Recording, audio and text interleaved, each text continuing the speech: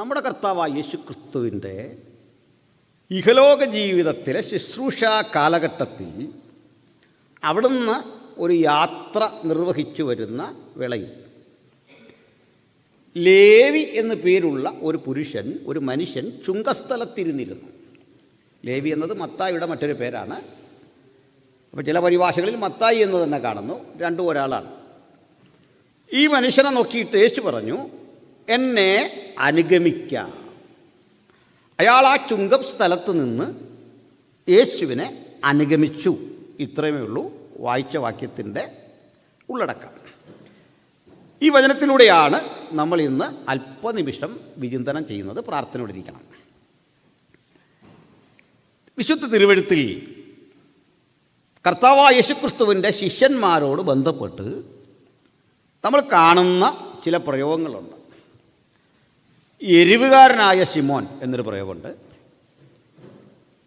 അതുപോലെ തന്നെ ബൈബിളിൻ്റെ ഇതര ഭാഗങ്ങളിൽ തോൽക്കൊല്ലനായ ശിമോൻ എന്ന മറ്റൊരു കഥാപാത്രത്തെ പറ്റി പറയുന്നു. ചെമ്പുപണിക്കാരനായ അലക്സാണ്ടർ എന്നിടത്ത് കാണുന്നു. കൂടാരപ്പണി ചെയ്ത ശൗലിനെ കാണുന്നു. ചുരുക്കി പറഞ്ഞാൽ തൊഴിൽ പേരിനൊപ്പം ചേർത്ത് പറയുന്നത് ഒരു യഹൂദ പാരമ്പര്യത്തിൻ്റെ ഭാഗമാണ്. ആ പാരമ്പര്യത്തിൽ നിന്ന് പ്രചോദനം ഉൾക്കൊണ്ട് പാശ്ചാത്യരും ഇങ്ങനെ പേരിടാറുണ്ട്. പേരും അവരുടെ തൊഴിലും ചേർത്ത് പേരിടുന്നൊരു പതിവ്. അത് നിങ്ങൾക്ക് എന്നെക്കാൾ അറിയാം. ഇവിടെ വരുമ്പോൾ ഇങ്ങനെയുള്ള ഈ നാട്ടിലെ മനുഷ്യരെയൊക്കെ പരിചയപ്പെടുമ്പോൾ അവരുടെ പേര് പലപ്പോഴും അവരുടെ തൊഴിലിൻ്റെ കൂടി പേരാണ്. ബ്ലാക്ക് സ്മിത്ത്, ഈ സ്മിത്ത് എന്നൊരു പേര് നമ്മൾ കേട്ടിട്ടുണ്ട്.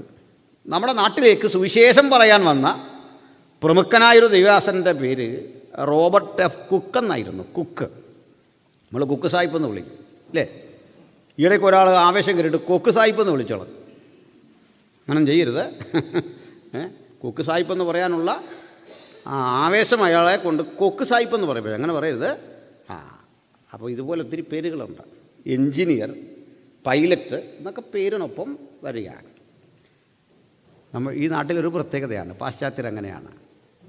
പ്രമുഖനായൊരു ദൈവശാസ്ത്രജ്ഞൻ്റെ പേര് കിച്ചൺ എന്നായിരുന്നു. SR ഡ്രൈവർ, ഇങ്ങനെയൊക്കെയുള്ള നല്ല തിയോളജിയന്മാരുണ്ട്. ആ തൊഴിൽ പേരിനൊപ്പം പറയുക എന്നത് അഭിമാനമായി യഹൂദന്മാരും അവരിൽ നിന്ന് പ്രചോദനം ഉൾക്കൊണ്ടുകൊണ്ട് പാശ്ചാത്യ ലോകവും കരുതി. നമ്മളെ സംബന്ധിച്ചിടത്തോളം ഈ തൊഴിൽ ചേർത്ത് പറയുന്നത് ഏതോ ഒരു നാണക്കേട് പോലെ നമുക്ക് തോന്നുന്നു. അങ്ങനെയല്ലേ? ഈ തൊഴിലും കൂടെ പേരിനൊപ്പം ചേർത്ത് പറഞ്ഞു പോയാൽ നമ്മൾ മാനനഷ്ടത്തിന് കേസ് കൊടുക്കാതിരിക്കുന്നത് കൃപയുടെ കാലഘട്ടമായതുകൊണ്ടോ അല്ലേ? എന്നാൽ ഇവരങ്ങനല്ല.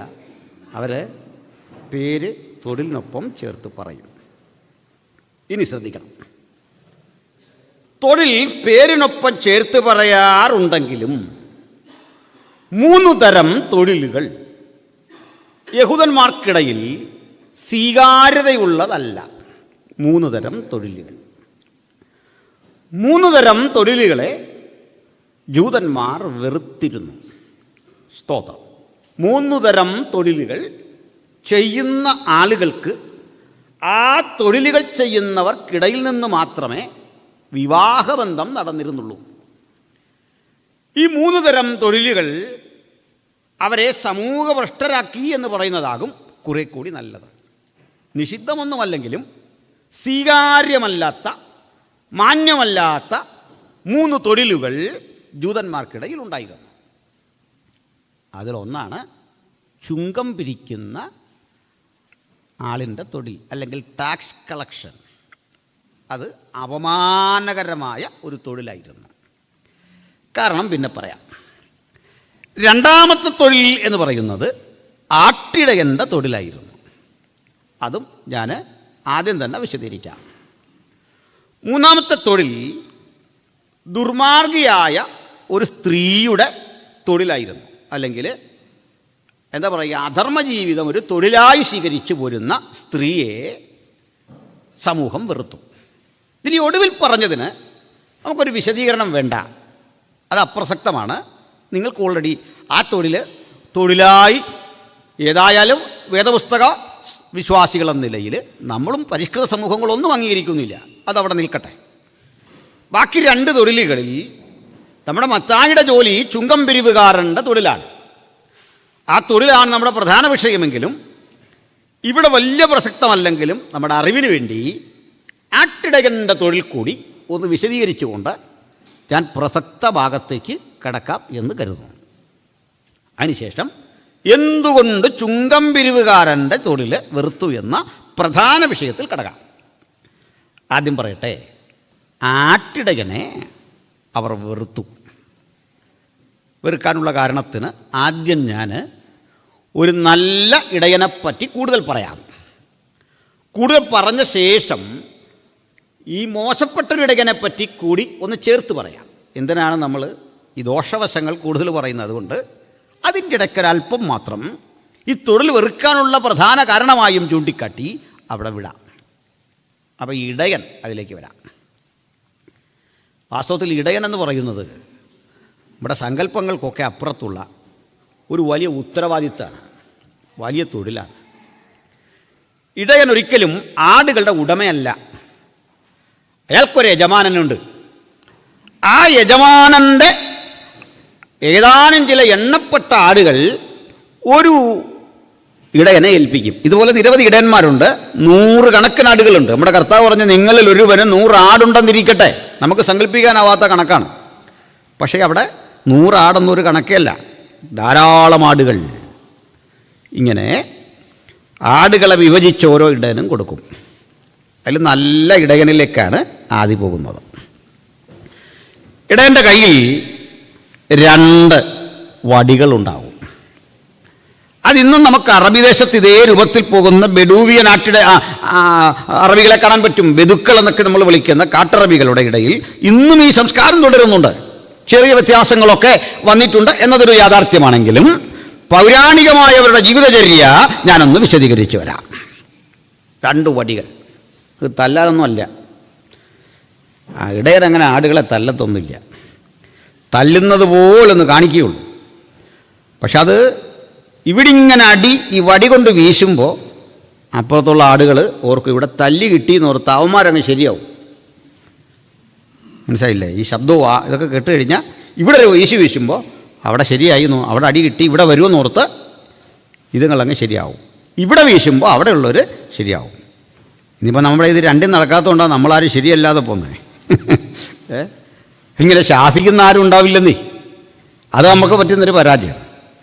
അപ്പോൾ വടി ആടിനെ തല്ലാനല്ല. ഒരു വടി നീളമുള്ളതാണ്. അതിൻ്റെ 2 അഗ്രങ്ങളിൽ ഓരോ ബാസ്ക്കറ്റ് ഉണ്ടാവും, കൊട്ട. ഈ ബാസ്ക്കറ്റിനുള്ളിൽ കോട്ടൺ, കുറേ പഞ്ഞി ഉണ്ടാവും, പച്ചമരുന്നുകൾ, ഇലകൾ ഒക്കെ നിറച്ച ഒരു കൂടയാണത്. കുപ്പിയിലോ തുരുത്തിയിലോ, ഇപ്പോൾ കുപ്പിയാണ്, പണ്ടൊക്കെ തുരുത്തിയിൽ നിറച്ച വെള്ളവും കാണും. മാത്രമല്ല നിബിൾ കടിപ്പിച്ചൊരു കുപ്പി, പണ്ടാണെങ്കിൽ തുരുത്തി, അതിൽ പാലുണ്ടാകും. ഇതൊക്കെ കൊണ്ടാണ് ഈ കയ്യിൽ ഇടയൻ ഇവ കൊണ്ടാണ് പോകുന്നത്. ഇടയൻ്റെ വലത്തെ കയ്യിൽ ഏതെങ്കിലും ചുവന്ന നിറം പോലെ ആകർഷണീയമായ നിറമുള്ള ഒരു തുണി കെട്ടിയ ഒരു കമ്പാണ് അടുത്തത്. ഇതുകൊണ്ടാണ് യാത്ര. ഈ യാത്രാമധ്യേ മരുഭൂമിയിലൂടെ കുറേ നേരം നടക്കുന്ന ഇടയൻ പെട്ടെന്ന് ചിലതര അപകടം മണക്കും. അയാൾ ഈ മരുഭൂമിയിലെ മണലിലൂടെ ഇഴഞ്ഞു നീങ്ങിയ പാമ്പുകളുടെ വഴിത്താര കണ്ടു. അഗ്നിസർപ്പങ്ങളെന്നൊക്കെ പറയുന്ന പാമ്പുകൾ തല മണലിൽ പൂഴ്ത്തി ആടിൻ്റെ ചോര വലിച്ചു കുടിക്കാൻ പാകത്തിന് എവിടെയോ കിടപ്പുണ്ട്. അതല്ലെങ്കിൽ കാൽപ്പാടുകൾ കൊണ്ട് ചെന്നായ്ക്കളുടെ സാന്നിധ്യം ഇടയൻ അറിഞ്ഞു. ആടുകളെ ആക്രമിക്കാൻ ഇടയുള്ള ഇത്തരം ജീവജാലങ്ങൾ പരിസരത്തുണ്ട് എന്നറിഞ്ഞാൽ ഇടയൻ ഒരു ശബ്ദമുണ്ടാക്കും. ഈ ശബ്ദം മുഴക്കിയിട്ട് തൻ്റെ കയ്യിലിരിക്കുന്ന ഈ തുണി കെട്ടിയ വടി ഇങ്ങനെ ആട്ടും. എന്നിട്ട് ഇതവിടെ കുത്തി നിർത്തും. ഈ ആടുകളൊക്കെ വന്ന് അസംബ്ലിയിൽ കുട്ടികൾ നിൽക്കുന്ന പോലെ, ഇവിടെ ഞങ്ങൾ അസംബ്ലി എന്നല്ലേ പറയുന്നത്, അസംബ്ലി മന്ത്രി ഇരിക്കുന്ന പോലല്ല, അല്ല MLA ഇരിക്കുന്ന പോലൊന്നും അല്ല, അങ്ങനെ ധരിക്കല്ലേ. ഇടയ്ക്ക് വലിയ രസകരമായൊരു കാര്യം, കഴിഞ്ഞിടയ്ക്ക് നമ്മുടെ അവിടെ കണ്ട് ഒരു സ്ഥാനാർത്ഥി പ്രസംഗിച്ചു, നിങ്ങളെന്നെ വമ്പിച്ച ഭൂരിപക്ഷത്തിൽ അസംബ്ലിയിലേക്ക് അയക്കണമെന്ന്. നമ്മുടെ ഒരു അമ്മച്ചി എന്നിട്ട് പറഞ്ഞു, മോൻ അസംബ്ലിയിലോട്ട് പോകണ്ട, IPC പോരാൻ. ഈ സഭാ സ്പിരിറ്റ് കയറി കഴിഞ്ഞാലേ അപ്പോൾ ആടുകൾ വന്ന് ഇങ്ങനെ ശാന്തമായിട്ട് നിൽക്കുക. അവയ്ക്ക് അപകടം ബോധ്യപ്പെട്ടു, അനങ്ങാതെ. ഇടയൻ ഈ മണ്ണിൽ കണ്ട ആ പാട് നോക്കി നോക്കി നോക്കി ചെന്ന് ശത്രു സാന്നിധ്യം എവിടെയെന്ന് ഉറപ്പുവരുത്തി അതിൻ്റെ അപകടാവസ്ഥ മനസ്സിലാക്കി ആ പാമ്പിനെ തല്ലി കൊല്ലും. കേരളത്തിലാണെങ്കിൽ നമുക്കിപ്പോൾ പാമ്പെന്നൊന്നും പറയാൻ പറ്റില്ല, അതിഥി എന്ന് പറയണമെന്നാണ്. പാമ്പിനെ എങ്ങനെ വിളിക്കണ്ടേ? അതിഥി. എന്തോ ഒരവസ്ഥയാണെന്ന് ആലോചിച്ച് നോക്കി. നിങ്ങളെങ്ങാനും അവിടെ കാണുമ്പോൾ പാമ്പെന്ന് പറഞ്ഞു പോയാൽ കേസെടുക്കും. പകരം എങ്ങനെ പറയണം? അതിഥി. അതിലൊരു ബുദ്ധിമുട്ടിപ്പോൾ എനിക്കാണ്. കാരണം ഞാനിവിടെ ഇത്രയും നാൾ നിൽക്കുകയും ചെയ്ത് പാമ്പെന്ന് ഇവിടെ പാമ്പില്ലെന്നും കേട്ടു. അവിടെ ചെന്ന് അറിയാതെ എങ്ങാനും ഇത് പറഞ്ഞു പോയാലേ ഒരവസ്ഥ ഞാൻ ഓർക്കാറുണ്ട്. അതായത് ഞാനത് നേരിട്ട് പറയാം, ഞാൻ അനുഭവിച്ചൊരു കാര്യം. അത് കേൾക്കാൻ രസമുള്ളൊരു സംഭവമാണ്. എൻ്റെ ഒരു ബ്രദറ്, സഹോദരി ഭർത്താവ് ഒരു ആക്സിഡൻറ്റിൽ പെട്ടിട്ട് കോട്ടയം മെഡിക്കൽ കോളേജിൽ കിടക്കുക. അപ്പോൾ അദ്ദേഹത്തിൻ്റെ ഇവിടെല്ലാം നല്ല ഫ്രാക്ചർ അതൊക്കെ ഇങ്ങനെ തയ്ച്ച് റെഡിയാക്കി വെച്ചേക്കാണ്. സംസാരിക്കാൻ പറ്റിയല്ല, ആൾ നല്ല ടോക്കറ്റീവാണ്. അപ്പോൾ തൊട്ടപ്പുറത്തൊരു മനുഷ്യൻ ഏതാണ്ട് ബോംബ് കൈകാര്യം ചെയ്ത വഴിക്ക്, ഇങ്ങനെ കടിച്ചു വലിച്ച വഴിക്ക് അയാളുടെ ഇവിടം പൊട്ടിയിട്ട് ഇവിടെ അങ്ങ് തെറിച്ചിട്ട് അതും ഇങ്ങനെ തുന്നി വെച്ചേക്കാണ്. അപ്പോൾ ഞാൻ നമ്മുടെ അളിയനെ കാണാനായിട്ട് ഇവിടെ ചെല്ലുമ്പോൾ പെങ്ങളവിടെ നിൽപ്പുണ്ട്, കസിന. അപ്പോൾ ഈ അപ്പുറത്ത് കിടക്കുന്ന കക്ഷി എന്നെ കണ്ടപ്പോൾ നമ്മുടെ ഈ വീഡിയോ ഒക്കെ കാണുന്ന പാർട്ടിയാണ്. പുളി പോലാത്ത കലിപ്പ്, ആ ടൈപ്പ് എന്നെ വന്ന് കൂട്ടിക്കും. സെബാസ്റ്റ്യൻ ബ്രദറിനോടും നമ്മളോടും അനിൽകുമാറിനോടൊക്കെ വിരോധമുള്ളൊരു പാർട്ടിയാണ്. പുള്ളി അപ്പുറത്ത് കിടക്കുക. ഇത് കണ്ടിട്ട് ഇയാൾക്കൊന്ന് പ്രതികരിക്കണമെന്നുണ്ട്, പക്ഷേ ഈ തയ്ച്ച കാരണം പറ്റുന്നില്ല. ഇപ്പോൾ എൻ്റെ അളിയന് പുള്ളിയോട് തിരിച്ചു പറയണമെന്നുണ്ട്, പുള്ളിക്കും പറ്റുന്നില്ല. ഇവരവിടെ കിടന്ന് അഭിനയിച്ചൊരു പ്രശ്നമുണ്ട്. ഇങ്ങനെ എന്തൊക്കെയൊന്ന് പറയണമെന്നുണ്ട്, ഇങ്ങനെ വാ തുറക്കാൻ വയ്യ. അന്നാ ഞാൻ ആദ്യമായിട്ട് മനസ്സിലായത് നമ്മൾ ഈ സംസാരിക്കുന്നവനൊന്നും മിണ്ടാതിരുന്നു പോലുള്ള അവസ്ഥ എത്ര വലുതാണ്. കാരണം ഉള്ളിൽ ബോധമുണ്ട്, അങ്ങോട്ട് പറയാൻ പറ്റത്തില്ല. ഇങ്ങനെ വന്നിട്ട് ഇങ്ങനെ എന്ന് പറഞ്ഞാൽ ഇപ്പം ഞാൻ നാട്ടിൽ ചെന്ന പാമ്പെന്ന് പറയുന്നത് എന്തൊരു പാടാണെന്ന് ആലോചിച്ച് നോക്കി. മനസ്സിലായില്ലേ? അപ്പം നമ്മുടെ വിഷയം വിട്ടുപോരുത്, ശ്രദ്ധിക്കണം. പാമ്പ്, ഇടയൻ പാമ്പിനെ കൊന്നു, അതിനെ ഉന്മൂലനം വരുത്തി തിരിച്ചു വന്നു, ആടുമായിട്ട് പോകും. കുറേ ദൂരം യാത്ര ചെയ്യുമ്പോൾ വീണ്ടും ഇടയൻ ഇതേ രൂപത്തിൽ നിൽക്കും. എന്നിട്ട് ഇപ്പോൾ വേറൊരു സംഭവമാണ്, പാമ്പും ചെന്നയൊന്നുമല്ല. ഈ യാത്രാമധ്യേ ശന നിറഞ്ഞ ആടുകളെ, ഗർഭസ്ഥാവസ്ഥയിലുള്ള ആടുകളുണ്ടായിരുന്നു. അതിലൊന്ന് പ്രസവിച്ചു. ആ പൂഴിമണൽ വാരി ഇടഞ്ഞെടുത്ത്, മരുഭൂമിയല്ലേ, ഈ ആടിനെ ശുദ്ധി വരുത്തി അതിനെ പുറത്തെടുത്തിട്ട് ഇടയൻ ഈ തള്ളയാടിന് അല്പം വെള്ളം കുടിക്കാൻ കൊടുക്കും. എന്നിട്ട് അതിനെ ഇങ്ങനെ തലോടി ആശ്വസിപ്പിച്ച്, ചിലപ്പോൾ 2 ആട് 3 ആടൊക്കെ കാണും പ്രസവിച്ച്, അവ ഇങ്ങനെ പിടിക്കുമെടുത്ത് ബാക്കി ആടുകൾ അനങ്ങാതെ നിൽക്കുക. ആശ്വസിപ്പിച്ച അനന്തരം അവയ്ക്ക് ഈ പച്ചമരുന്നിൻ്റെ കൂട്ടൊക്കെ കൊടുക്കും. ഒരു 8-10 മിനിറ്റ് 15 മിനിറ്റ് കഴിയുമ്പോൾ അതിൻ്റെ ക്ഷീണമൊക്കെ മാറി വീണ്ടും ഇവ എഴുന്നേക്കും. യാത്ര തുടരുക. പക്ഷേ ഒരു പ്രശ്നമുണ്ട്, ഈ കുഞ്ഞാടുകളിലെ അവയെ ഈ കൂടെ വിടാൻ പാടില്ല. മുതിർന്ന ആടുകൾ ചവിട്ടും.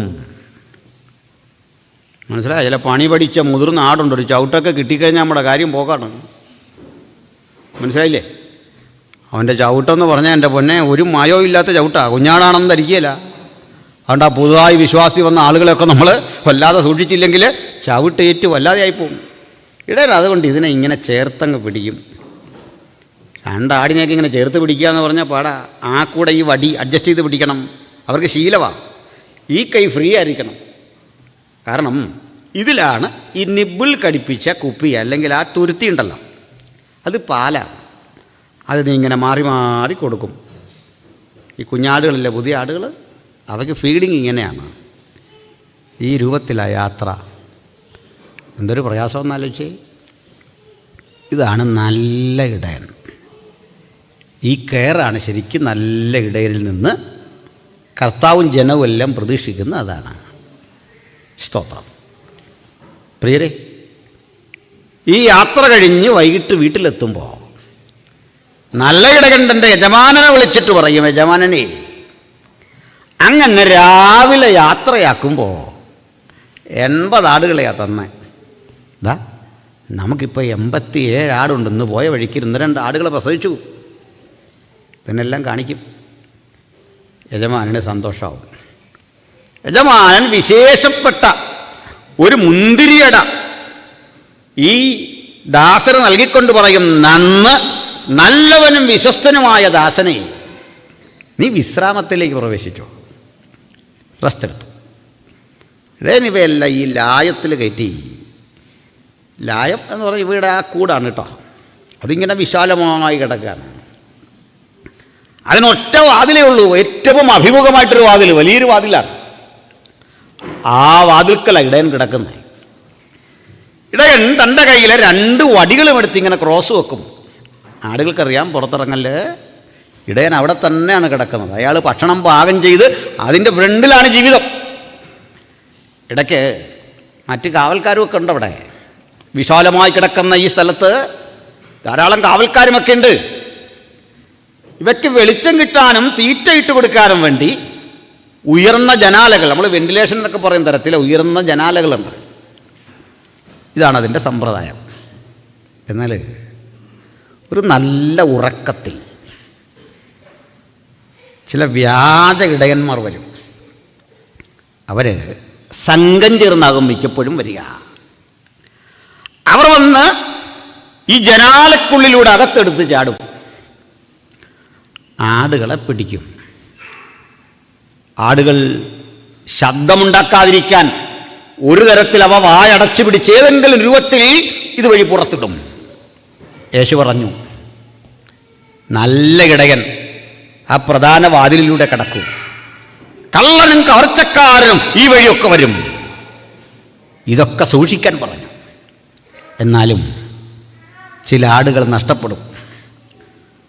ഇടയൻ ഉണർന്നു, കാവൽക്കാരെ വിളിച്ചു. പ്രശ്നം രൂക്ഷമായി. എണ്ണമെടുത്തു, ഒരാടിനെ കാണുന്നില്ല. യജമാനൻ അറിഞ്ഞു. യജമാനനെ, അബദ്ധം പറ്റി യജമാനനെ, ശ്രദ്ധ കുറഞ്ഞു യജമാനനെ, കടുത്ത ക്ഷീണത്തിൽ ഉറങ്ങിപ്പോയി.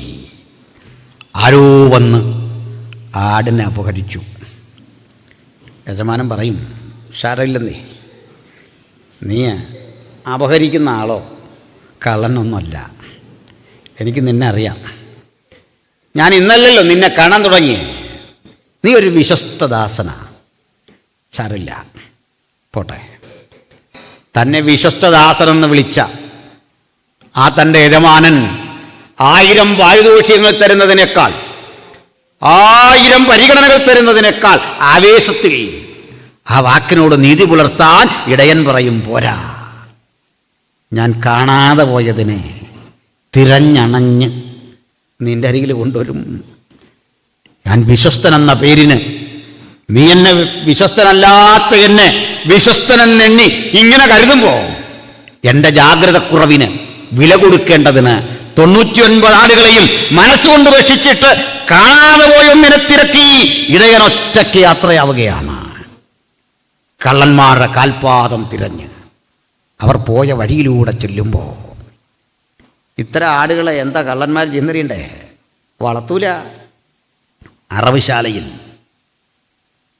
കെട്ടിത്തൂക്കി മാംസമാക്കി മാറ്റി രുചികരമായ ഭോജനമാക്കി തീർത്ത് ലാഭം കൊയ്യാൻ തയ്യാറെടുക്കുമ്പോൾ കെട്ടപ്പെട്ട ആടുകളെ, കൊന്നുകളഞ്ഞ ആടുകളുടെ തൂങ്ങിക്കിടക്കുന്ന മാംസം അതിൻ്റെ നടുവിൽ ഈ ആടും പോയി നിൽക്കുമ്പോൾ ഇടയൻ ഈ സ്ഥലം കണ്ടുപിടിച്ചു. പറയും, നീ അപഹരിച്ചു എൻ്റെ ആടിനെ, ഇട്ടുതാ എന്നൊക്കെ പറയുമ്പോൾ ഇയാൾ പറയും, നോ, ഞാനങ്ങനൊന്നും ചെയ്തിട്ടില്ല, ഇത് എൻ്റെയാണ്. ഉടമസ്ഥതയെക്കുറിച്ചുള്ള തർക്കത്തിനൊടുവിൽ ഇടയൻ പറയും, എൻ്റെ ആടാണോ നിന്റെ ആടാണോ എന്നറിയാൻ ഞാനിപ്പോൾ അവയെ പേർ ചൊല്ലി വിളിക്കാൻ പോകുകയാണ്. എൻ്റെ ആടുകൾ എൻ്റെ ശബ്ദം കേൾക്കും. ഞാൻ അവയെ തിരിച്ചറിയും. അവയ്ക്ക് എന്നെ തിരിച്ചറിയാൻ സാധിക്കും. ഏത് നിഗൂഢതയിൽ ഒളിപ്പിച്ചാലും തൻ്റെ മക്കളെ തിരിച്ചറിയുന്ന ആ ശബ്ദമാണ് ഇന്ന് രാത്രി നമ്മുടെ മധ്യത്തിലുമുള്ളത്. എവിടെ അപഹരിക്കപ്പെട്ടാലും വില കൊടുത്തവൻ തന്റെ രക്തം കൊണ്ട് നമ്മെ വിലക്കി വാങ്ങിയ ആ ഓർമ്മയാണ് നമ്മെ ഈ രാത്രിയും ഇവിടെ വരെ കൂട്ടിവരുത്തിയത്. ആ നല്ല കർത്താവിന്റെ ആ മറുവിലയായി തന്ന നിഷ്കളങ്ക രക്തത്തോട് നമുക്കൊരിക്കൽ കൂടി നീതി ഉണർത്തിക്കൊണ്ട് ആ രക്തത്തിന്റെ ശക്തി ചൈതന്യങ്ങൾ ആസ്വദിച്ച് നമുക്ക് ഈ ശബ്ദം കേൾക്കുന്ന ഏവരോടും ഒരേ സ്വരത്തിൽ വിളിച്ചു പറയാം, മറ്റൊരുവരിലും രക്ഷയില്ല. നാം രക്ഷിക്കപ്പെടുവാൻ ആകാശത്തിന് കീഴിൽ മനുഷ്യരുടെ ഇടയിൽ നൽകപ്പെട്ട ഒരേ ഒരു നാമം നമ്മുടെ കർത്താവായ യേശു ക്രിസ്തുവിന്റെ നാമം. Hallelujah, hallelujah. ഇതാണ് നല്ല ഇടയൻ. ആമേൻ. അതുകൊണ്ടാണ് അവഹേളിക്കപ്പെട്ട, അവഗണിക്കപ്പെട്ട, നാട്ടുകാരൊന്നും സ്വീകരിക്കാത്ത ഈ തൊഴിലുണ്ടല്ലോ, ഇഷ്ടപ്പെടാത്ത ഈ തൊഴിൽ, ആ തൊഴിൽ തൻ്റെ പേരിനോട് ചേർത്ത് ഞാൻ നല്ല ഇടയനെന്ന് പറയാൻ അഭിമാനം കൊള്ളുന്ന ആ ക്രിസ്തു. സ്തോത്രം. ഈ തൊഴിലൊന്നും അവഹേളിക്കപ്പെടേണ്ടതല്ലെന്നാണ് ഞാൻ കാണുന്നത്. നമുക്കൊന്ന് നോക്കാം. നമ്മുടെ നാട്ടിലുമൊക്കെ തൊഴിലെടുക്കുന്ന മനുഷ്യർക്ക് ഏറെ ആദരവും ബഹുമാനവും കൊടുക്കേണ്ടതാണ്.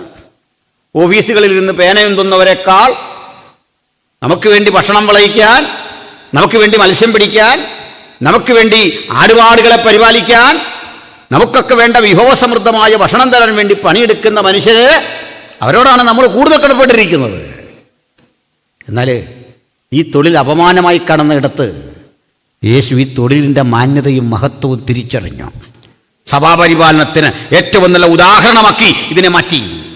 ദൈവത്താൽ ഉപയോഗിക്കപ്പെട്ട മോശെ ഈ തൊഴിൽ ചെയ്യുന്ന മനുഷ്യനായി, ഇസ്രായേലിന്റെ രാജാവായ ദാവീദിനെ ഈ തൊഴിൽ ചെയ്യുന്ന മനുഷ്യനായി നമ്മൾ കണ്ടു. എനിക്കൊന്നും ഒരു പക്ഷേ ഇതിനൊക്കെ കാലത്ത് ഒത്തിരി കഴിഞ്ഞായിരിക്കണം ഈ തൊഴിൽ ഇടയന്മാർ, വ്യാജന്മാർ പെരുകിയത് കൊണ്ട് അതിൻ്റെ മഹത്വം നഷ്ടപ്പെട്ടത്. അതിനെ ഈ നിലയിൽ ആളുകൾ കണ്ടത് അല്ല, ദൈവം അങ്ങനെ കണ്ടു എന്നല്ല, നാട്ടിലെ ആളുകൾ ഈ തൊഴിൽ മോശമായി കണ്ടു. അതുകൊണ്ട് ഇടയൻ്റെ പരിപാലനത്തെപ്പറ്റി, നല്ലിടയനെപ്പറ്റി പറഞ്ഞ വഴിക്ക് മോശപ്പെട്ട ഇടയനെ പറ്റിയും വന്നല്ലോ. ആ ഇടയൻ നമ്മെ സ്നേഹിക്കുന്നില്ല, ആടിനോട് സ്നേഹമില്ല.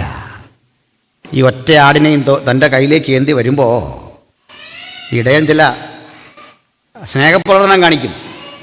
ആ കൂടെ രസാവഹമായൊരു പ്രകടനമുണ്ട്. എന്താണെന്നറിയണ്ടേ? ഈ കുഞ്ഞാടിനെ കയ്യിലേക്ക് പിടിച്ചിട്ട് അതിനിട്ടൊരു തല്ല് തല്ലും. എന്തിനാ പോയത്? എന്നെ ഇട്ടിട്ട് എന്തിനാ പോയത്? എന്തിനാ നീ പിരിഞ്ഞു പോയത്? ഇങ്ങനെ ചോദിക്കും. മലയാളത്തിൽ നല്ലൊരു പുസ്തകമൊക്കെ കിട്ടും, ആട് ജീവിതം എന്ന് പറഞ്ഞു, ബെന്യാമീൻ്റെ. ഞാൻ നമ്മുടെ കെ സി ഓൺ സാറിനോട് ഞാൻ മേടിച്ച് വായിക്കണമെന്ന് പറഞ്ഞു, IPC. അപ്പോൾ അദ്ദേഹം അത് വായിച്ചു. പറഞ്ഞത് ഒരു മനുഷ്യൻ ഒറ്റപ്പെട്ടു പോയൊരു തുരുത്തിൽ ഗൾഫിൽ ചെന്ന് അനുഭവിച്ച പീഡകളാണ്, വ്യഥകളാണ്. അപ്പോൾ ഇടയൻ്റെ ജീവിതത്തിൻ്റെ ഏറ്റവും പ്രതിസന്ധി നിറഞ്ഞ വഴികൾ കർത്താവിനെ സേവിക്കാൻ വിളിക്കപ്പെട്ട നമുക്കും കർത്തൃവേല ചെയ്യുന്ന ദിവാസന്മാർക്കും ഇടയ ശുശ്രൂഷയുടെ മഹത്വം ഒന്ന് തിരിച്ചറിയാൻ ഇത് കാരണമാകട്ടെ. എൻ്റെ ആടുകൾ എൻ്റെ ശബ്ദം കേൾക്കും. നമ്മളിന്നും ആ ശബ്ദം കേട്ടുകൊണ്ടിരിക്കുകയാണ്. ഏത് തിരക്കിന് നടുവിലും എൻ്റെ ശബ്ദം തിരിച്ചറിയുന്നവനാണ് നമ്മുടെ കർത്താവ്. കോടാനുകൂടി മനുഷ്യർ ഒരേ സമയത്ത് പ്രാർത്ഥിക്കുമ്പോഴും ഓരോരുത്തരെയും തിരിച്ചറിഞ്ഞ് അവരുടെ പ്രാർത്ഥനയ്ക്ക് ഉത്തരം നൽകുന്ന ആ നല്ല കർത്താവിനെയാണ് നമ്മൾ ആരാധിക്കുന്നത്. ഹല്ലേലൂയ. മലയാളം വേല പ്രയോഗമുണ്ടല്ലോ, ഗതിഭേദങ്ങളുടെ ആച്ഛാദനമില്ലാത്തവൻ. ഞാൻ ദൈവത്തെക്കുറിച്ച് പറയാറുണ്ട്, സ്ഥലം, സമയം, മാറ്റർ, ഇത് മൂന്നും ബാധിക്കാത്ത ആളാണ് ദൈവം. ദൈവത്തിന് തിരക്കില്ല. സ്തോത്രം. നമ്മളിന്ന് യോഗം ഇവിടെ കൂടിക്കൊണ്ടിരിക്കുകയാണ് ഈ സ്ഥലത്ത്. കർത്താവേ ഈ തിരുസ്ഥാനത്ത് ഇവിടെ അയക്കണേ എന്ന് പറയുമ്പോൾ കർത്താവ് പറയില്ല, ഞാനിപ്പോൾ ഒക്കലഹോമായില്ല, ആ കാരണം യോഗം കഴിഞ്ഞ് അങ്ങോട്ട് വരാം, ഇവിടെ പോകുന്ന വഴിക്ക് അങ്ങോട്ട് ഇറങ്ങാമെന്ന് പറയുമോ? ഞാൻ പറയില്ല. ഇവിടെയുള്ള ദൈവത്തിന് ലോകത്തിൻ്റെ എവിടെയും പ്രവർത്തിക്കാം, എവിടെയും എല്ലായ്പ്പോഴും. ഹല്ലേലൂയ. സ്തോത്രം. പറയട്ടെ പ്രിയപ്പെട്ടവരെ, ഞങ്ങളിപ്പോൾ ഈ ദിവസങ്ങളിൽ ഈ മുൻനിർണയം എന്ന് പറഞ്ഞൊരു വിഷയം ചർച്ച ചെയ്യുക. ഞാൻ പറഞ്ഞു, ആക്ച്വലി ദൈവത്തിന് മുൻനിർണയമല്ല, നിർണയമാണുള്ളത്. നമുക്ക് ആ മുൻ പിന്നൊക്കെ തോന്നുന്നത് എന്താ കാര്യം? നമ്മൾ സമയബന്ധിതരാണ്. സമയമെന്നൊന്നില്ലാത്തവൻ ത്രികാലങ്ങളെന്ന് മനുഷ്യൻ കാണുന്ന ആ കാഴ്ചപ്പാടുകളെ ഈ കരത്തിൽ വഹിച്ച ആത്യന്തികനായ ദൈവം. ഹല്ലേലൂയ. 3 കാലങ്ങൾ ഒരുമിച്ച് അവൻ കയ്യിൽ തൂക്കിയിട്ടിരിക്കുകയാണ്. മനുഷ്യനാണ്. പഴയ കാലവും പൂർവ്വകാലവും വരാനിരിക്കുന്ന കാലമൊക്കെ മനുഷ്യന് മാത്രമാണ്. ഇന്നലെയും ഇന്നും എന്നേക്കും അനന്യനായവനെയാണ് ഞാനും നിങ്ങളും കർത്താവായ ജീവിതത്തിൽ ഉൾക്കൊണ്ടിരിക്കുന്നത്. സ്തോത്രം. അപ്പോൾ ഈ ഇടയൻ്റെ കാര്യം ഞാൻ അത്യാവശ്യം പറഞ്ഞു, മനസ്സിലായി എന്ന് കരുതുന്നു. നമ്മുടെ പ്രധാന വിഷയത്തിലേക്ക് വന്നില്ല. അതെന്തായിരുന്നു? ചുങ്കം പിരിക്കുക. ചുങ്കം പിരിക്കുന്നവൻ്റെ തൊഴിൽ. ഈ ടാക്സ് കളക്ട് ചെയ്യുന്നവൻ്റെ തൊഴിൽ മോശമായി കരുതാൻ ഒരു കാരണമുണ്ട്. പണ്ട് മനുഷ്യനും നികുതി കൊടുക്കണമായിരുന്നു.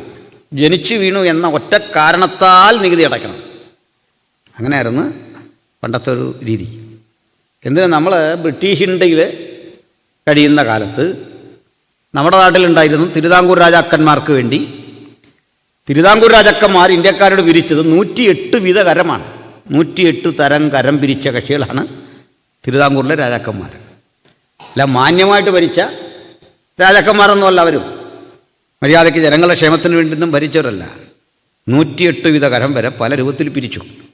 നമ്മളിന്ന് നികുതിയൊക്കെ കാണുമ്പോൾ നികുതി കൂട്ടിയെന്നൊന്നും പറഞ്ഞിട്ട് അർത്ഥമില്ല. ഇന്ന് അത്രയും സൗകര്യം മനുഷ്യന് കൊടുക്കുന്നുണ്ട്. പണ്ട് ഈ നികുതി പിരിച്ച് ഭരണകൂടം അവരുടെ ജീവിതം സുഗമമാക്കിയാലും ജനിച്ച് വീഴുന്നവന് നികുതി കൊടുക്കണം. നമ്മുടെ കർത്താവിന് നികുതി കൊടുക്കേണ്ടി വന്നു. അവിടുന്ന് കൊടുത്തു. തനിക്കും പത്രോസിനും വേണ്ടി ചതുർദ്രഹ്മ പണം കൊണ്ട് നികുതി ഭാരം വീട്ടിയവനാണ് കർത്താവ്. യേശുവിന് സ്വന്തമായിട്ട് എസ്റ്റേറ്റോ ജീവിത സൗകര്യങ്ങളോ ചുറ്റുപാടോ ഒന്നുമില്ല. പക്ഷേ കർത്താവും നികുതി കൊടുക്കണമായിരുന്നു. അങ്ങനെ നികുതി കൊടുത്തു.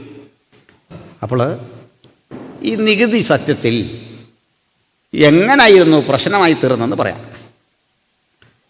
നമ്മൾ ഈ പാലസ്തീൻ എന്നറിയപ്പെടുന്ന ഭൂപ്രദേശം ഉണ്ടല്ലോ, പാലസ്തീൻ അല്ലെങ്കിൽ ഇസ്രയേൽ. ആസോദിൽ പാലസ്തീൻ എന്നൊരു സ്ഥലമില്ല, ഇസ്രയേലാണുള്ളത്. റോമക്കാർ ഇസ്രയേൽ മക്കളെ പരിഹസിക്കാൻ അവരുടെ ശത്രുക്കളുടെ പേര് ഒരു രാജ്യത്തിനിട്ടതാണ് ദ ലാൻഡ് ഓഫ് ഫിലിസ്ത്യൻസ് എന്ന അർത്ഥത്തിൽ പാലസ്തീൻ. ഫെലിസ്തീനയുടെ ദേശം. അങ്ങനെ പരിഹസിച്ചിട്ടതാണ് ഈ പാലസ്തീൻ. മനസ്സിലായോ? അല്ലാതെ ഇസ്രയേലിനെ വിളിക്കുന്ന റോമക്കാർ പരിഹസിച്ച് വിളിച്ചതാണ് പാലസ്തീൻ. അപ്പോൾ ഇസ്രയേലാണ് ശരിക്കുമുള്ളത്. ഇസ്രയേൽ എന്നറിയപ്പെടുന്ന ആ രാജ്യം അന്ന് നമ്മൾ മുമ്പ് ബ്രിട്ടീഷ് ഇന്ത്യയിൽ കഴിഞ്ഞതുപോലെ റോമൻ സർവാധിപത്യത്തിന് കീഴിലാണ്. ആ പ്രദേശം ഭരിക്കുന്ന ഒരു രാജാവുണ്ട്. ആ രാജാവിൻ്റെ പേര് ഹെരോദ. കുടുംബ പേരാണ് ഹെരോദ. ഹെരോദ എന്നറിയപ്പെടുന്ന ഈ രാജാവ് കുടുംബപരമായി തന്നെ ഒരു നാട്ടുരാജാവാണ്. വാസ്തവത്തിൽ ഇയാൾ റോമക്കാരനൊന്നും അല്ല. ആരാ ഹെരോദ എന്നറിയണ്ടേ? ബൈബിളിൽ കാണുന്ന ഹെരോദ നമ്മളുടെ ഏശാവിൻ്റെ ചെറുമകനാണ്. ആ കുലത്തിൽ വരുന്ന ആളാണ്. അബ്രഹാം, ഏശാവ് ഉണ്ടല്ലോ, ഏദോമൈറ്റ്സാണ്, ഏശാവ്യരാണ്. ആര്? മലയാളം ബൈബിളിൽ ഇദുമിയയ്ക്കു ചേർന്ന പ്രദേശം ഇദൂമിയ എന്നൊക്കെ കാണാം. ഏദോമൈറ്റ്സ്. ഈ ഏദോമൈറ്റ്സിനൊരു പ്രത്യേകതയുണ്ട്. അവരുടെ വലിയപ്പനാരാ? അബ്രഹാം. അവർക്കും സർക്കംസിഷൻ അഥവാ പരിച്ഛേദനയുണ്ട്. അവർക്ക് ഏകദൈവത്തെക്കുറിച്ച് അറിയാം. പക്ഷേ യഹൂദന്മാരല്ല, ജ്യേഷ്ഠാനുജ മക്കളാണ് ഇവരവിടുത്തെ രാജാക്കന്മാർ.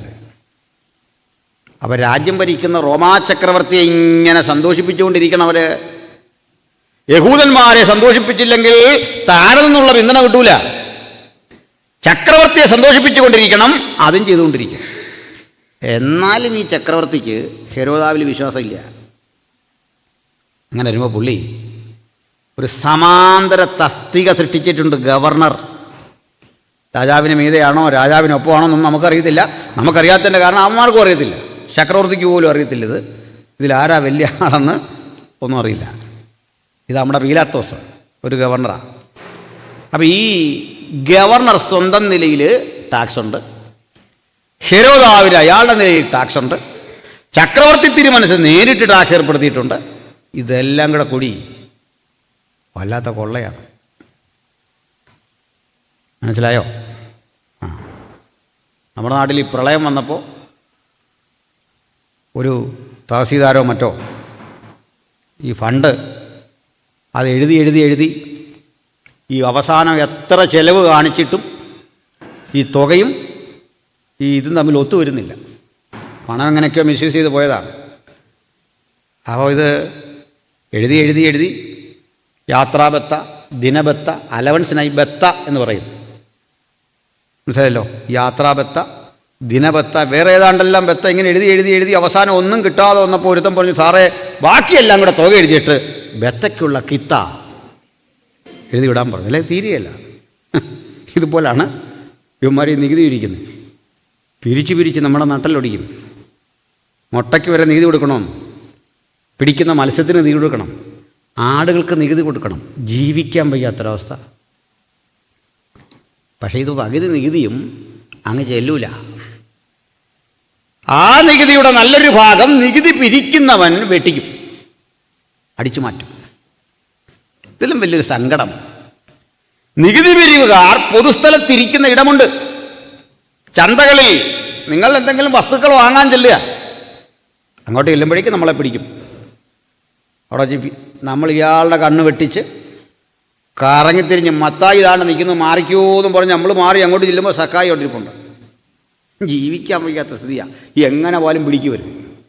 ഇവരെ കാണുന്നത് മനുഷ്യന് വെറുപ്പ്. ഈ വീട്ടിൽ പെണ്ണിനെ കെട്ടിച്ചു കൊടുക്കാൻ പാട്. കുഞ്ഞേ, ആ ചോറ് കഴിക്കണ്ടെന്നേ, ആ ഭക്ഷണം കഴിക്കണ്ട. അനവധി ആളുകളുടെ കണ്ണീരിൻ്റെ ഭക്ഷണമാണ്, അതുകൊണ്ടത് വേണ്ട. ഇങ്ങനൊക്കെ പറഞ്ഞ് കുഞ്ഞുങ്ങളെ ഈ ബന്ധങ്ങളിൽ നിന്ന് മാറ്റും. ഇത്ര നിഷിദ്ധമായൊരു തൊഴിൽ. അതിനാണ് ഒരുത്തൻ വന്ന് പ്രാർത്ഥിക്കുന്നത്, ഞാൻ ഈ ചുങ്കക്കാരനെ പോലെയല്ല എന്ന് പ്രാർത്ഥിക്കുന്ന കണ്ടില്ലേ? ഒരു സ്വയനീതിയുടെ പരീശൻ വന്ന് പ്രാർത്ഥിക്കുന്ന രംഗം കണ്ടില്ലേ? ഇത്തരത്തിൽ എല്ലാവരാലും വിധിക്കപ്പെടുന്ന ആട്ടിടയനോടുള്ള ബന്ധത്തിൽ കുറെയെങ്കിലും നീതി പുലർത്തുന്നുണ്ട് ആട്ടിടയൻ. കുറേ പേരെങ്കിലുമുണ്ട്. ചുങ്കക്കാരന് ഒരു സാക്ഷ്യപത്രം കൊടുക്കാൻ ആരും തയ്യാറില്ല. ശരീരം കൊണ്ട് അധ്വാനിച്ച് പണിയെടുത്തവനുണ്ടാക്കുന്ന നന്മയ്ക്ക് മുഴുവൻ ഇങ്ങനെ നികുതി കൊടുത്ത് സ്വയം മുടിയുന്ന മനുഷ്യര് ഇവരെ കാണുന്ന ഇടത്ത് അറപ്പോടെ വെറുപ്പോടെ നോക്കിക്കണ്ടു. അപ്പം നോക്കണേ, അതിലൊരു കഥാപാത്രത്തിൻ്റെ പേരാണ് മത്തായി. ലേവി എന്ന് മറ്റൊരു പേര്. അയാളിതാ ചുങ്കസ്ഥലത്തിരിക്കുന്നു. ഈ മനുഷ്യൻ യേശുവിനെ കണ്ടു. തിക്കിലും തിരക്കിലും ദാ യേശുവൻ ഒപ്പം ഏതാനും ശിഷ്യഗണങ്ങളുണ്ട് നടന്നു വരിക. ശിഷ്യഗണങ്ങളുടെ പ്രതീക്ഷ ഈ ചുങ്കസ്ഥലത്തിരിക്കുന്നവനെ യേശു കൈകാര്യം ചെയ്യും. വിമർശനത്തിൻ്റെ മുൾമുനയിലിട്ട് അവനെ ഉരുക്കിക്കളയും. ആ തെറ്റുകളെക്കുറിച്ച് മുഴുവൻ കൃത്യമായി വാക്കുകൾ ഉദ്ധരിച്ചുകൊണ്ട് അവനെ നിലംപരിചാക്കി മാറ്റും. നിങ്ങൾക്കറിയണ്ടേ, യേശു വിമർശിച്ചത് ഈ ചുങ്കക്കാരനെ അല്ല, ആ ചുങ്കം പിരിക്കുന്നവനെ വിമർശിച്ച് പ്രാർത്ഥിച്ച പരീശനെ നോക്കി, ബൈബിളിൻ്റെ പകർപ്പെടുത്തുന്ന സദൂക്യനെ നോക്കി, അവർക്ക് പിന്തുണ പ്രഖ്യാപിക്കുന്ന പുരോഹിതനെ നോക്കി, അവിടെ നിലനിന്നിരുന്ന അത്തരം കപടഭക്തിയുടെ വ്യവസ്ഥയെ നോക്കി, അവരെ വെള്ളതേച്ച ശവക്കല്ലറകളെ എന്ന് വിളിച്ചവൻ മത്തായിയെ കണ്ടിട്ട്, സക്കായിയെ കണ്ടിട്ട്, അവിടുത്തെ ശമര്യ സ്ത്രീയെ കണ്ടിട്ട് ഒരക്ഷരം അവരെ വിമർശിച്ചു പറയാതെ അവർ അരികിൽ വന്ന് നിന്നു. ആളുകൾ കാത്തിരുന്നെന്ന് നിങ്ങളെ കളിയാക്കുന്നത് കേൾക്കാൻ. ആളുകൾ കാത്തിരുന്നു യേശു എന്നെ അവഹേളിക്കുന്നത് കേൾക്കാൻ. ആളുകൾ കാത്തിരുന്നു വിമർശനത്തിന്റെ ആ മൂശയിലിട്ട് ഉരുക്കി എന്നെ മുഴുവൻ എല്ലാവരും ചെയ്യുന്ന ആ ശബ്ദം കേൾക്കാം. പലരും കാത്തിരിക്കുമ്പോൾ യേശു സക്കായിയോട് പറഞ്ഞു, നീഞ്ഞു വാ, നിന്റെ വീട്ടിൽ, പലരും വരാനറയ്ക്കുന്ന നിന്റെ വീട്ടിൽ, ഉലകം മുഴുവൻ വിമർശന വിധേയമാക്കിയ പരിഹാസപാത്രമായി തീർന്ന നിന്റെ വീട്ടിൽ നിന്നോടുകൂടെ വസിക്കാനുള്ള എന്റെ ഹൃദയ വിശാലതയുടെ പേരാണ് കൃപ. ആ കൃപ ജീവിതത്തിൽ ഒരിക്കലായി ആസ്വദിച്ചതുകൊണ്ട് എനിക്കും നിങ്ങൾക്കും ഇന്നിവിടെ വന്നിരിക്കാൻ സാധിച്ചത്. ഈ കൃപയുടെ പദ്ധതിക്ക് പുറത്ത് ഒരാളെങ്കിലും ഈ ദൈവജനം കേൾക്കുന്നെങ്കിൽ ഇപ്പോഴാകുന്ന സുപ്രസാദ കാലം, ഇപ്പോഴാകുന്ന രക്ഷാ ദിവസം. ഈ കൃപ നിങ്ങളെ വിമർശിച്ച് ഒതുക്കുകയല്ല, ഈ കൃപ നിങ്ങളെ ഏതെങ്കിലും തരത്തിൽ അവഹേളിക്കുകയല്ല. യേശുവിന്റെ ശബ്ദം അത് മാധുര്യമേറിയതാണ്, അത് ഹൃദയഹാരിയാണ്. അത് നമ്മളെ അപ്പോൾ തന്നെ മറ്റൊരു തരത്തിൽ നമ്മളെ ഉപദ്രവിച്ചുകൊണ്ടിരിക്കും. ഞാൻ അങ്ങനെ വിശ്വസിക്കുന്നു. ഉപദ്രവിക്കുന്നു പറഞ്ഞാൽ നല്ല അർത്ഥത്തിൽ എടുക്കണം. അതായത് എൻ്റെ ഒരു മോള്, രണ്ടാമത്തെ മോളാണ്, അവൾ മെഡിക്കൽ എൻട്രൻസ് എഴുതി കഴിഞ്ഞ വർഷം. ഈ കഴിഞ്ഞ BDSനും ആയുർവേദയ്ക്കുമൊക്കെ കിട്ടി. അപ്പം ഞാനൊരു ആയുർവേദ വിരുദ്ധനായതുകൊണ്ട് ഇവിടെ ആയുർവേദമൊക്കെ പഠിച്ചവർ തെറ്റിദ്ധരിക്കില്ലേ, ഞാൻ എൻ്റെ ഒരു നിലപാട് പറഞ്ഞെന്നുള്ളൂ. ചെറുപ്പം മുതലേ കുട്ടികളും ഇത് കേട്ട അവൾക്ക് ഈ BDSലും ഇതിലും താല്പര്യമില്ല, ഒരു അറ്റംപ്റ്റ് കൂടെ. ഞാൻ പറഞ്ഞാട്ടെ, കുഴപ്പമില്ല, ചെയ്തോളൂ. അവളെ വീണ്ടും ചെറുക്കുമ്പോൾ എൻ്റെ മോള് വീട്ടിൽ ചോദിച്ചു, പപ്പ വല്ലതും ചൂടായി പറഞ്ഞു. അപ്പോൾ എൻ്റെ വൈഫ് പറഞ്ഞില്ല, പപ്പ നീ പോട്ടെ, കുഴപ്പമില്ല, അത്രയും ജയിച്ചല്ലോ, അത്രയും നേടിയല്ലോ എന്ന് പറഞ്ഞ് പ്രശംസിച്ചേ ഉള്ളൂ. അപ്പോൾ ഇവൾ പറഞ്ഞത്, ഈ പപ്പ ഒരു വഴക്കെങ്കിലും പറഞ്ഞെങ്കിൽ നമുക്കൊരാശ്വാസമായിരുന്നു. ചിലപ്പോൾ ചിലതരം സ്നേഹത്തിൻ്റെ കാഠിന്യം ശിക്ഷയേക്കാൾ വലുതാണ്. ഒരു വർഷം പഠിച്ചു, പണം ചിലവഴിച്ചു, നല്ലപോലെ കെയർ ചെയ്യണം. ആ റിസ്ക് ചില്ലറയല്ല. എന്നെപ്പോലെ സാധാരണ മനുഷ്യനത് വലിയൊരു കാര്യം തന്നെയാണെന്ന് അവൾക്കറിയാം. പക്ഷെ അവൾ പറഞ്ഞത്, ഒരു വഴക്ക് പറഞ്ഞിരുന്നെങ്കിൽ എനിക്കൊരാശ്വാസമായിരുന്നേ. ഞാനത് പഠിച്ചു വേറെ. അപ്പോഴൊക്കെ ഞാൻ ഓർക്കാറുണ്ട്, ഞാൻ ചെയ്ത പല തെറ്റുകൾക്കും കർത്താവ് ഒരു വഴക്ക് പറഞ്ഞിരുന്നെങ്കിൽ ഹൃദയത്തിനൊരാശ്വാസം കിട്ടുമായിരുന്നു. ശിക്ഷ പ്രതീക്ഷിച്ചപ്പോഴൊക്കെ, അടി പ്രതീക്ഷിച്ചപ്പോഴൊക്കെ കാരുണ്യം കൊണ്ട് നമ്മളെ സ്നേഹിച്ച, വഴക്ക് പറയുമെന്ന് പ്രതീക്ഷിച്ചപ്പോഴൊക്കെ വീണ്ടും വീണ്ടും നന്മകൾ തന്ന് നമ്മെ അനുഗ്രഹിച്ച ആ യേശുവിൻ്റെ മുമ്പിൽ തലകുനിക്കാതിരിക്കാനാവുമോ? മത്തായിയുടെ തല കുനിഞ്ഞു, ശക്കായുടെ തല കുനിഞ്ഞു. ഇങ്ങനെ അകമ്പുറം ചെടിസിക്കുന്ന ഒരുവനെ ഉള്ള ഉലകത്തിൽ അവിടുത്തെ പേരാണ് കർത്താവായ യേശു. ജീവിതത്തിന്റെ എത്ര ഘട്ടങ്ങളിൽ ശിക്ഷ കാത്തിരിക്കുന്ന എന്നെ നോക്കി മകനെ എന്ന് വിളിക്കുന്ന, മകളെ എന്ന് വിളിക്കുന്ന അതുല്യ സ്നേഹമേശുവാണ്. ഇതുപോലൊരുവന് ഉലകത്തിലില്ല. അവന് സമനായി, അവന് തുല്യനായി ഉലകത്തിൽ ആരെയും പരിചയപ്പെടുത്താനാവില്ല. ശിക്ഷിക്കപ്പെടേണ്ട ഇടത്ത് കാരുണ്യം കൊണ്ട് സ്നേഹത്തെ നെഞ്ചോടടുക്കി പിടിക്കുന്ന ആ ദിവ്യഗുരുവിനെ അനുഗ്രഹിക്കാൻ കഴിഞ്ഞതാണ് ജീവിതത്തിലെ ഏറ്റവും വലിയ ഭാഗ്യം. മക്കളെ, ആ ഭാഗ്യം വിട്ട് ഈ ലോകം വച്ചു നീട്ടുന്ന ഒന്നിനും പുറകെ പോകരുതേ. ഇത്രയും മഹത്തരമായ ആനന്ദ നിർഭരമായൊരു ജീവിതം വേറെയില്ല. ഈ ക്രിസ്തുവിനോടൊത്തുള്ള ജീവിതം, യേശുവിനോടൊത്തുള്ള ആ ജഗത്തൻ ജീവിതം, അത് ഭക്തന്റെ ഭാഗ്യമാണ്. ഞങ്ങളൊക്കെ യേശുവിന് വേണ്ടി സംസാരിക്കുന്നത്, യേശുവിനെ പ്രസംഗിക്കുന്നത് മതപരമായൊരു ബോധത്തിലല്ല. അത് ചടങ്ങിലോ ആചാരങ്ങളിലോ ഒതുക്കാനുള്ള ഒരു അഭ്യസനമല്ല, ഒരു ക്രിയയല്ല. യേശു അനുഭവമാണ്. അനുഭവം കൂടാതിരിക്കരുതേ. ക്രിസ്തുവോടൊത്തുള്ള ആ ജീവിതത്തിൻ്റെ തികവാർന്ന അനുഭവം, ആ അനുഭവമില്ലെങ്കിൽ ക്രിസ്ത്യ ജീവിതത്തിൽ സന്തോഷമില്ല. ആ ജീവിതത്തിൻ്റെ സുഖം യേശുവിനെ തൊട്ട് ആസ്വദിക്കുന്നതാണ്. സ്തോത്രം. ഇനി മത്തായിലേക്കൊന്ന് വരാം. ഈ മനുഷ്യന്, മത്തായി എന്ന് പറയുന്ന ഇദ്ദേഹം യേശുവിനെ അനുഗമിച്ചു. മത്തായിക്കൊരു പരുങ്ങളുണ്ട്. എന്താ പരുങ്ങളെന്ന് അറിയണ്ടേ? എവിടെ വെച്ചെങ്കിലും മത്തായിയെ വിളിച്ചിട്ട് ചോദിക്കും, ഡൗഞ്ഞേ, എന്നാലും നീ എത്ര മനുഷ്യരെ പറ്റിച്ചിടാ, പേഴ്സണലായിട്ടെങ്കിലും ഒന്ന് ചോദിക്കുന്നോർത്തിരിക്കുക, ചോദിക്കട്ടെന്നോർത്താണെന്ന്. മത്തായി ഇങ്ങനെ നടക്കുക. എപ്പോഴേലും എന്നോടൊന്ന് ചോദിക്കും, ചോദിച്ച് എനിക്കിതെല്ലാം പറഞ്ഞൊരാശ്വാസം, ഇത് വെച്ചൊന്നൊഴിയാം. എന്നെ അത്ഭുതപ്പെടുത്തിയത് ഈ കണക്കും കിതാബും എല്ലാം വലിച്ചെറിഞ്ഞിട്ട് അന്നേരം പോയി. നമ്മളാണെങ്കിൽ അങ്ങനെ പോകില്ലാന്നേ, നമ്മൾ 100 കൂട്ടം കാര്യം പറയും. കർത്താവിനെ കണ്ടപ്പോൾ കമ്മിറ്റ്മെൻറ്റ് കർത്താവിനോടായി അങ്ങ് പോവുകയാണ്. മത്തായിക്ക് മനസ്സിലായി, ആജീവനാന്തം അവൻ എന്നെ കുറ്റപ്പെടുത്തൂല, അവൻ എൻ്റെ പാപങ്ങളെ മുഴുവൻ മറന്നു കളഞ്ഞു. ഒരുവൻ ക്രിസ്തുവിലായാൽ അവൻ പുതിയ സൃഷ്ടി. പറയത് കഴിഞ്ഞുപോയി. ഏത് കൊടുംപാപിയെയും സ്നേഹിക്കുന്ന കനിവിൻ്റെ മൂർത്തിമത് ഭാവമാണ് കർത്താവായ യേശു. ഇപ്പോൾ വലിയ റിലാക്സേഷൻ മത്തായിക്കുമായി. ഇവിടെ മത്തായി ഒരു തൊഴിൽ പ്രതീക്ഷിച്ചു. കർത്താവിൻ്റെ കൂടെ വന്നപ്പോൾ പ്രതീക്ഷിച്ചൊരു തൊഴിലുണ്ട്. ആ തൊഴിൽ എന്താ അറിയുക? പ്രതീക്ഷിച്ചെന്ന് പറയുന്നേക്കാൾ നല്ലത് അർഹതപ്പെട്ടൊരു ജോലിയുണ്ട്. മത്തായിക്ക് ഫിറ്റായിട്ടുള്ളൊരു തൊഴിലുണ്ട്. അത് ട്രഷറാകുന്ന. എന്താ ട്രഷറാകുന്ന അർഹതപ്പെട്ടൊരു തൊഴിലാന്ന് പറയാൻ കാരണം, അദ്ദേഹത്തിന് കണക്ക് കൈകാര്യം ചെയ്ത് നല്ല ശീലമുള്ള ആളാണ്. ചുങ്കം പിരിച്ചും അത് കൃത്യമായിട്ട് അന്നത്തെ രീതിയിലെ കൊമേഴ്സ് പഠിച്ചൊരു മനുഷ്യനാണ്. അക്കൗണ്ടൻസിയൊക്കെ പഠിച്ച ഒരാളാണ്. ഇവിടെ അക്കൗണ്ടൻസിയും ബുക്ക് കീപ്പിങ്ങും ഒക്കെ പഠിച്ചവരുണ്ടോ? പിണങ്ങരുത്, നിങ്ങളെപ്പറ്റി ഗുണമാണ് പറയാൻ പോകുന്നത്. നല്ല കാര്യമാണ് പറയാൻ പോകുന്നത്. മറ്റൊരു സബ്ജക്റ്റ് പോലെ അല്ലത്. കാരണം ഈ കൊമേഴ്സ് പഠിച്ചവരെ കൂട്ടുന്നില്ല, കുറയ്ക്കുന്നില്ല, ഗുണിക്കുന്നുമില്ല, ഹരിക്കുന്നുമില്ല. പിന്നെന്തോ ചെയ്യുന്നത് അറിയണ്ടേ? പറയാം. നമ്മൾ ചായ കുടിച്ചത്, നമ്മൾ കൺവെൻഷൻ നടത്തിയത്, നമ്മൾ പുസ്തകം മേടിച്ചത്, നമ്മൾ ഇതെല്ലാം കൂടെ കൂടി ചെതറിക്കിടക്കുന്ന കണക്കെടുത്ത് അടുക്കി ഒതുക്കി ഡീസൻ്റായിട്ട് വെക്കുക. അതിന് അക്കൗണ്ടൻസി എന്ന് പറയുന്നത്. അടുക്കി പെറുക്കി വൃത്തിക്ക് വെക്കുകയാണ്. മനസ്സിലായോ? അടുക്കി വെക്കുക. അവരായിട്ടൊരു കാര്യം ചെയ്യുന്നില്ല, നമ്മൾ ചെയ്ത ആ ചിലവെല്ലാം കൂടെ എടുത്ത് നല്ല അറേഞ്ച്ഡായിട്ട്. അതുകൊണ്ടാണ് അത് ഈ അപ്ഡേഷൻ വേണ്ട. അത്യാവശ്യം ഒരു കമ്പ്യൂട്ടർ പഠിച്ചാൽ മതി. ഇന്ന് ഇത് മറ്റൊരു കോഴ്സ് പോലെയല്ല. മറ്റേത് മേഖലയിലെ പഠനവും അതിങ്ങനെ പുതിയ പുതിയ സംഗതികളോട് പൊരുത്തപ്പെട്ടുകൊണ്ടിരിക്കേണ്ടി വരും, എപ്പോഴും പഠിച്ചുകൊണ്ടിരിക്കേണ്ടി വരും. ഇത് പഴയ കൊമേഴ്സ് മതി, മാറ്റമൊന്നുമില്ല.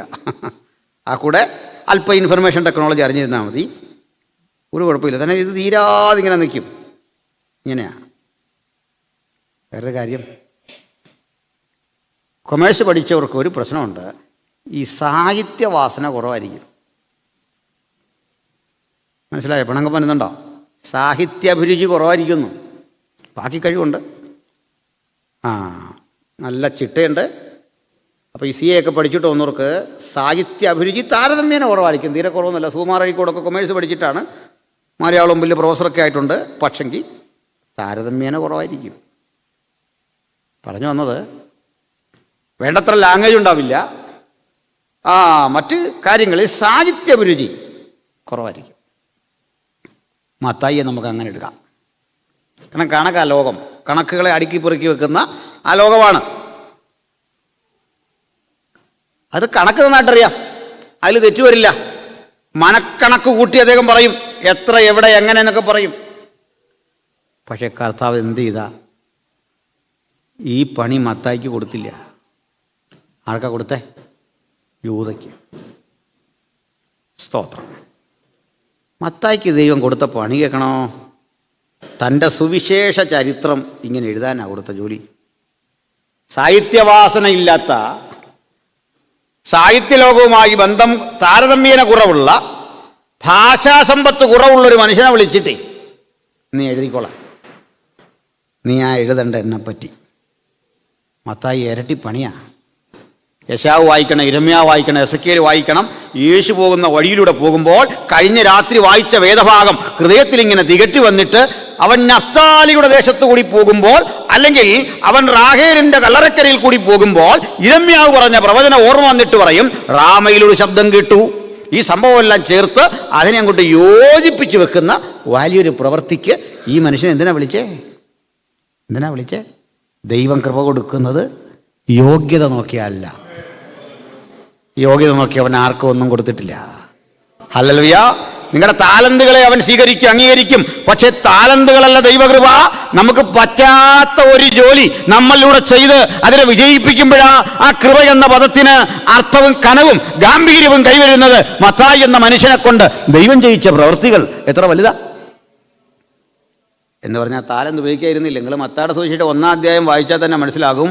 അക്കൗണ്ടൻസി പഠിച്ചവൻ്റെ അടുക്കും ചിട്ടയും ജീവചരിത്രം എഴുതി വരുന്ന വഴിക്ക് അബ്രഹാം ഇസ്ഹാക്കിനെ ജനിപ്പിച്ചു, ഇസ്ഹാക്ക് യാക്കോബിനെ ജനിപ്പിച്ചു. എന്തൊരു താളാത്മകതയാണ്. വായിച്ചു വരുമ്പോൾ പറയുക, ഇങ്ങനെ തലമുറകൾ അബ്രഹാം മുതൽ ദാവീദ് വരെ 14, ദാവീദ് മുതൽ ബാബിലോന്യ പ്രവാസം വരെ 14, ബാബിലോന്യ പ്രവാസം മുതൽ ക്രിസ്തുവിനോളം 14. കണ്ടോ? അതാ അക്കൗണ്ടൻസി. നല്ല ഓർഡറിൽ. ഹല്ലേലൂയ. നമ്മുടെ താലന്ത് ഉപയോഗിക്കും, പക്ഷെ താലന്ത് ആത്യന്തികമല്ല. സ്തോത്രം. മനസ്സിലായോ? ഞാൻ അടിസ്ഥാനപരമായിട്ട് ഒരു പ്രസംഗനല്ല. അതുകൊണ്ടാണ് ദൈവം എന്നെ പ്രസംഗിക്കാൻ നിർത്തിയത്. പാടുന്നവരും പ്രസംഗിക്കുന്നവരും ജീവിതത്തിൽ ഏത് തൊഴിൽ കർത്താവിന് വേണ്ടി ചെയ്യുന്നവർ ഓർക്കണം, ഞാനിതിന് യോഗ്യനായതുകൊണ്ടല്ല, എന്നെക്കൊണ്ട് ദൈവത്തിന് വലിയ പ്രവൃത്തികൾ ചെയ്യാൻ കഴിയുമെന്ന് ഉലകത്തെ ഒന്ന് ബോധ്യപ്പെടുത്താൻ. അല്ലയോ മത്തായി, താങ്കൾ യേശുവിനെ അറിഞ്ഞില്ലെങ്കിൽ ആരാകുമായിരുന്നോ? എന്താകുമായിരുന്നു? ചിന്തിച്ചിട്ടുണ്ടോ? പാലസ്തീനിയായിൽ ചുങ്കം പിരിച്ചും പണിയെടുത്തും നല്ലൊരു ശതമാനം പണം കൊണ്ട് അങ്ങ് റോമാ ഗവൺമെന്റിന് അടച്ചും അവശേഷിക്കുന്ന പണം കൊണ്ട് ഒരു മണിമാളിക കെട്ടിപ്പൊക്കി അന്നത്തെ രൂപത്തിൽ കുതിരവണ്ടികളോ അല്ലെങ്കിൽ മൃഗം കെട്ടി വലിക്കുന്ന വണ്ടികളോ ഒക്കെ എടുത്ത് താങ്കൾ ഈ തെരുവീതിയിലൂടെ വണ്ടി ഓടിച്ച് ഒക്കെ പോകുമ്പോൾ ആളുകൾ പരിഹസിക്കും, മക്കളെ കണ്ട് പരിഹസിക്കും. വഞ്ചനയുടെ കൈപ്പേറിയ മുതൽ കൊണ്ട് ഇതാ സ്വരുക്കൂട്ടിയ ഒരുവൻ ഇതുവഴി പോകുന്നു എന്നൊക്കെ പറയും. പക്ഷെ ഇന്ന് നിന്റെ വില മാറി, നിലമാറി. എന്താ കാര്യം? യേശുവിനെ അറിഞ്ഞതാണ് നിന്റെ ജീവിതത്തിന്റെ വില, യേശുവിനെ അറിഞ്ഞതാണ് നിന്റെ ജീവിതത്തിന്റെ പരിഗണന. കയ്യിലൊരു നാണയം സ്വന്തമില്ലാതെ, കയ്യിൽ സമ്പത്ത് സ്വന്തമില്ലാതെ, രമ്യകർമ്മങ്ങൾ പടുത്തുയർത്താനാവാതെ ഒരു സാധാരണ മനുഷ്യനെ പോലെ പെരുവഴിയിൽ മരിച്ചു വീഴുമ്പോഴും യേശു നിമിത്തം നീ കൈക്കൊണ്ട ഒരു മാന്യതയുണ്ട്, ആർക്കും പറിച്ചു കളയാനാവാത്ത ആ മാന്യത നിന്റെ ദേഹത്തേക്ക്, നിന്റെ ജീവിതത്തിലേക്ക്, വ്യക്തിത്വത്തിലേക്ക് ഒട്ടിച്ചു ചേർത്ത് വെച്ചിരിക്കുക ക്രിസ്തു. ഈ രാത്രി അത് കൂടാതെ ആരെങ്കിലും കഴിയുന്നെങ്കിൽ നമുക്ക് യേശുവിന്റെ പദാന്തികം എടുത്തു വരാം. യേശു നമ്മെ ഒന്നടങ്കം വിളിക്കുന്നു അവിടുത്തെ പ്രവൃത്തിക്കായി. ഹല്ലേലൂയ. അപ്പം മത്തായിലൂടെ പഠിക്കാൻ 100 കാര്യങ്ങളുണ്ട്, അനവധി വിഷയങ്ങളുണ്ട്. ഞാൻ അടുത്ത ഒരു പോയിന്റിലൂടെ വരട്ടെ. ഈ മനുഷ്യൻ ഇത്രയും ബൃഹത്തായ കാര്യങ്ങൾ ചെയ്ത യേശുവിൻ്റെ കൂടെ കൂടി ഇവിടെ ഒരു കാഴ്ച കാണാം. ഈ മത്തായി എന്ന മനുഷ്യനെ കർത്താവ് പിടിച്ച് 3 പേരുണ്ടല്ലോ. കർത്താവിൻ്റെ ആ എക്സിക്യൂട്ടീവിൽ 3 പേരുണ്ട്. ഇന്നർ സർക്കിളിൽ ഒരു 3 പേരുണ്ട്. ആരൊക്കെയാണ്? പത്രോസ്, യോഹന്നാൻ, യാക്കോബ്. അതിൽ വരേണ്ട ഒരാളാണ്, അതിൽ വരാൻ വേണ്ടി യോഗ്യനായ ഒരാളാണ് സത്യത്തിൽ ഈ മത്തായി. അതിനുള്ള ഫിറ്റ്നസ് ഉണ്ട്. പക്ഷെ ഞാനിതിൽ ഒന്നാമത് നിർദ്ദേശിക്കുന്നത് അന്ത്രയോസിനെ ആവും. എന്നോട് പറയാം ഒരു 3 പേരെ നിർദ്ദേശിക്കാൻ പറഞ്ഞാൽ ഫസ്റ്റ് വൺ അന്ത്രയോസാണ്. പത്രോസിനെ ഞാൻ നിർദ്ദേശിക്കത്തുമില്ല. നിങ്ങളുടെ ആരും എനിക്കറിയില്ല. ഞാൻ അതിൻ്റെ ക്രമീകരണം എന്ന് പറയാനാണ്, തെറ്റിദ്ധരിക്കല്ലേ. എന്നോട് പറയാം കർത്താവിനോട് കൂടെ ചേർന്ന് ഈ കാര്യങ്ങളൊക്കെ ഒന്ന് ചെയ്യാൻ നമുക്കൊരു കമ്മിറ്റി വേണം, ഒരു 3 പേരെന്ന് പറ. ഒന്നാം സ്ഥാനം അന്ത്രയോസാണ്. അത് കഴിവ് നോക്കിയല്ല, അന്ത്രയോസാണ് യേശുവിനെ ആദ്യം അനുഗമിച്ച ശിഷ്യന്മാരിൽ പേര് ചേർക്കപ്പെട്ട ആൾ. ഒന്നാമത്തെ ശിഷ്യനാരാ? അന്ത്രയോസ, പേരനുസരിച്ച്. രണ്ടാമൻ യോഹന്നാനാണെന്നാണ് നമുക്ക് മനസ്സിലാക്കാൻ സാധിക്കുന്നത്. 2 പേർ യേശുവിനെ അനുഗമിച്ചു, എൻ്റെ പിന്നാലെ വരാൻ പറഞ്ഞപ്പോൾ. യോഹന്നാനാണെന്ന് എങ്ങനെയാ ഞാൻ ഊഹിച്ച് എന്നറിയണ്ടേ? അവിടെ അങ്ങ് എഴുതിയിട്ടില്ല. പിന്നെ ഊഹിക്കാൻ കാരണം എന്താ? ഊഹിക്കാൻ കാരണം അറിയോ? ഇല്ല, ഊഹിക്കാനൊരു കാരണവും വേണ്ട. അത് തന്നെ കാരണം. ഇപ്പം പിടികിട്ടിയോ? വലിയൊരു മർമ്മമാണ് ഞാൻ പറഞ്ഞു. ഞാൻ സങ്കല്പിച്ചു എന്ന് പറഞ്ഞാൽ സങ്കല്പിക്കാൻ എന്താ കാരണം എന്ന് വെച്ചാൽ സങ്കല്പിക്കാൻ ഒരു കാരണവും വേണ്ട. എന്നാൽ ഒരു റീസൺ പറയാം, ശ്രദ്ധിക്കണം. യോഹന്നാൻ എങ്ങും പോയിട്ട് തൻ്റെ പേര് പറയാറില്ല. യേശുവിൻ്റെ ശിഷ്യന്മാരാരും സ്വന്തം കാര്യം പറയാറില്ല. എങ്ങും പോയി സ്വന്തം ഒരു കാര്യവും അല്ല. നമ്മളാണ് ഈ മത്തായിയുടെ സ്ഥാനത്തെങ്കിൽ ഈ സുവിശേഷം എഴുതിയ ഒരധ്യായം മുഴുവൻ നമ്മുടെ മാനസാന്തര കഥ എഴുതിയാണ്. ക്ഷമിക്കണം, ഞാനിവിടെ വന്ന് ഒത്തിരി പേരെ പരിചയപ്പെട്ടു. ഈ സ്ഥലം ചോദിക്കും. അപ്പോൾ ഇങ്ങനെ ചോദിച്ചു വരുമ്പോൾ, ചിലരോട് ചോദിച്ചു വരുമ്പോൾ നേരത്തെ മുതലേ വിശ്വാസത്തിലാണോ എന്ന് ചോദിച്ചാൽ ഈ പറഞ്ഞു വരുന്നവരാദ്യം പറയാൻ പോകുന്നത് ഞങ്ങൾ അപ്പച്ചനാ അവിടെ ആദ്യം ഈ വേല കൊണ്ടുവന്ന്. ഒരു സ്ഥലത്തെപ്പറ്റി 3-4 പേരെന്നോട് ഇങ്ങനെ പറഞ്ഞു. ഒരു സ്ഥലത്തെപ്പറ്റി ഒരു 3-4 പേര് പറഞ്ഞു. ഞാനിതെല്ലാം കേട്ട് നമ്മുടെ അസസേലിൻ്റെ ആടുണ്ടല്ലോ, ഈ കടും തൂക്കായി കൊണ്ട് മലയെ മറിച്ചു വിട്ടെന്ന് പറഞ്ഞാൽ നമ്മൾ പോകാനുള്ളവനായിരുന്നു. അവരുടെ അപ്പച്ചനായിക്കോട്ടെന്നോർത്ത് അതൊക്കെ കേട്ടിരുന്നു. ഞാൻ അന്നേരം മനസ്സിലോർത്ത്, എൻ്റെ ദൈവമേ, രക്ഷിക്കപ്പെട്ടു എന്നൊരു കുറ്റമേ നമ്മൾ ചെയ്തുള്ളൂ, ഇതെല്ലാം കേൾക്കേണ്ടി വരുന്നല്ലോ. പോട്ടെ. പക്ഷെ ഇവരാരും ഇത് പറയില്ല. മത്തായി പറഞ്ഞില്ല. അയാളുടെ സാക്ഷിയാണെന്ന് പറഞ്ഞ് ഇവിടെ എഴുതി വെച്ചോ? ഇല്ല. നമ്മളാ ഈ സാക്ഷിയാണെന്ന് പറഞ്ഞ്. സ്നേഹിതന്മാരെ, ഞാനൊരു കാര്യം പറയട്ടെ. ഈ പൗലോസിനെ രക്ഷിക്കാനും നിങ്ങളെ രക്ഷിക്കാനും എന്നെ രക്ഷിക്കാനും മത്തായിയെ രക്ഷിക്കാനും ഇത് രക്ഷിക്കാൻ എത്ര പേരുണ്ട്, അവരെ എല്ലാം രക്ഷിക്കാൻ കർത്താവായ യേശുവിന് വന്ന മുതൽ മുടക്ക് ഒറ്റ കാര്യം, അതവിടുത്തെ രക്തമാണ്. മനസ്സിലായില്ലേ? അതിൻ്റെ പൗലോസിൻ്റെ സാക്ഷ്യത്തിന് എത്ര ആഴമുണ്ട് അത്ര ആഴമുണ്ട് നമ്മുടെയും. സംശയിക്കണ്ട. മുതൽ മുടക്ക് എങ്ങനെയാന്നേ? മുതൽ മുടക്ക് എങ്ങനെയാ? ഒറ്റ വില. അതിനകത്ത് മാറ്റമൊന്നുമില്ല. നമ്മുടെ രക്ഷ കുറഞ്ഞാണെന്നൊന്നും ഓർക്കണ്ട. പത്രോസിനെ രക്ഷിക്കാൻ ചിലവഴിച്ച അതേ മൂല്യമാണ് എനിക്ക് വേണ്ടിയും ചിലവഴിച്ച. സ്തോത്രം, ഹല്ലേലൂയ. അപ്പോൾ പറഞ്ഞു വന്നത്, ഈ മനുഷ്യൻ ഇന്ന സർക്കിളിലില്ല.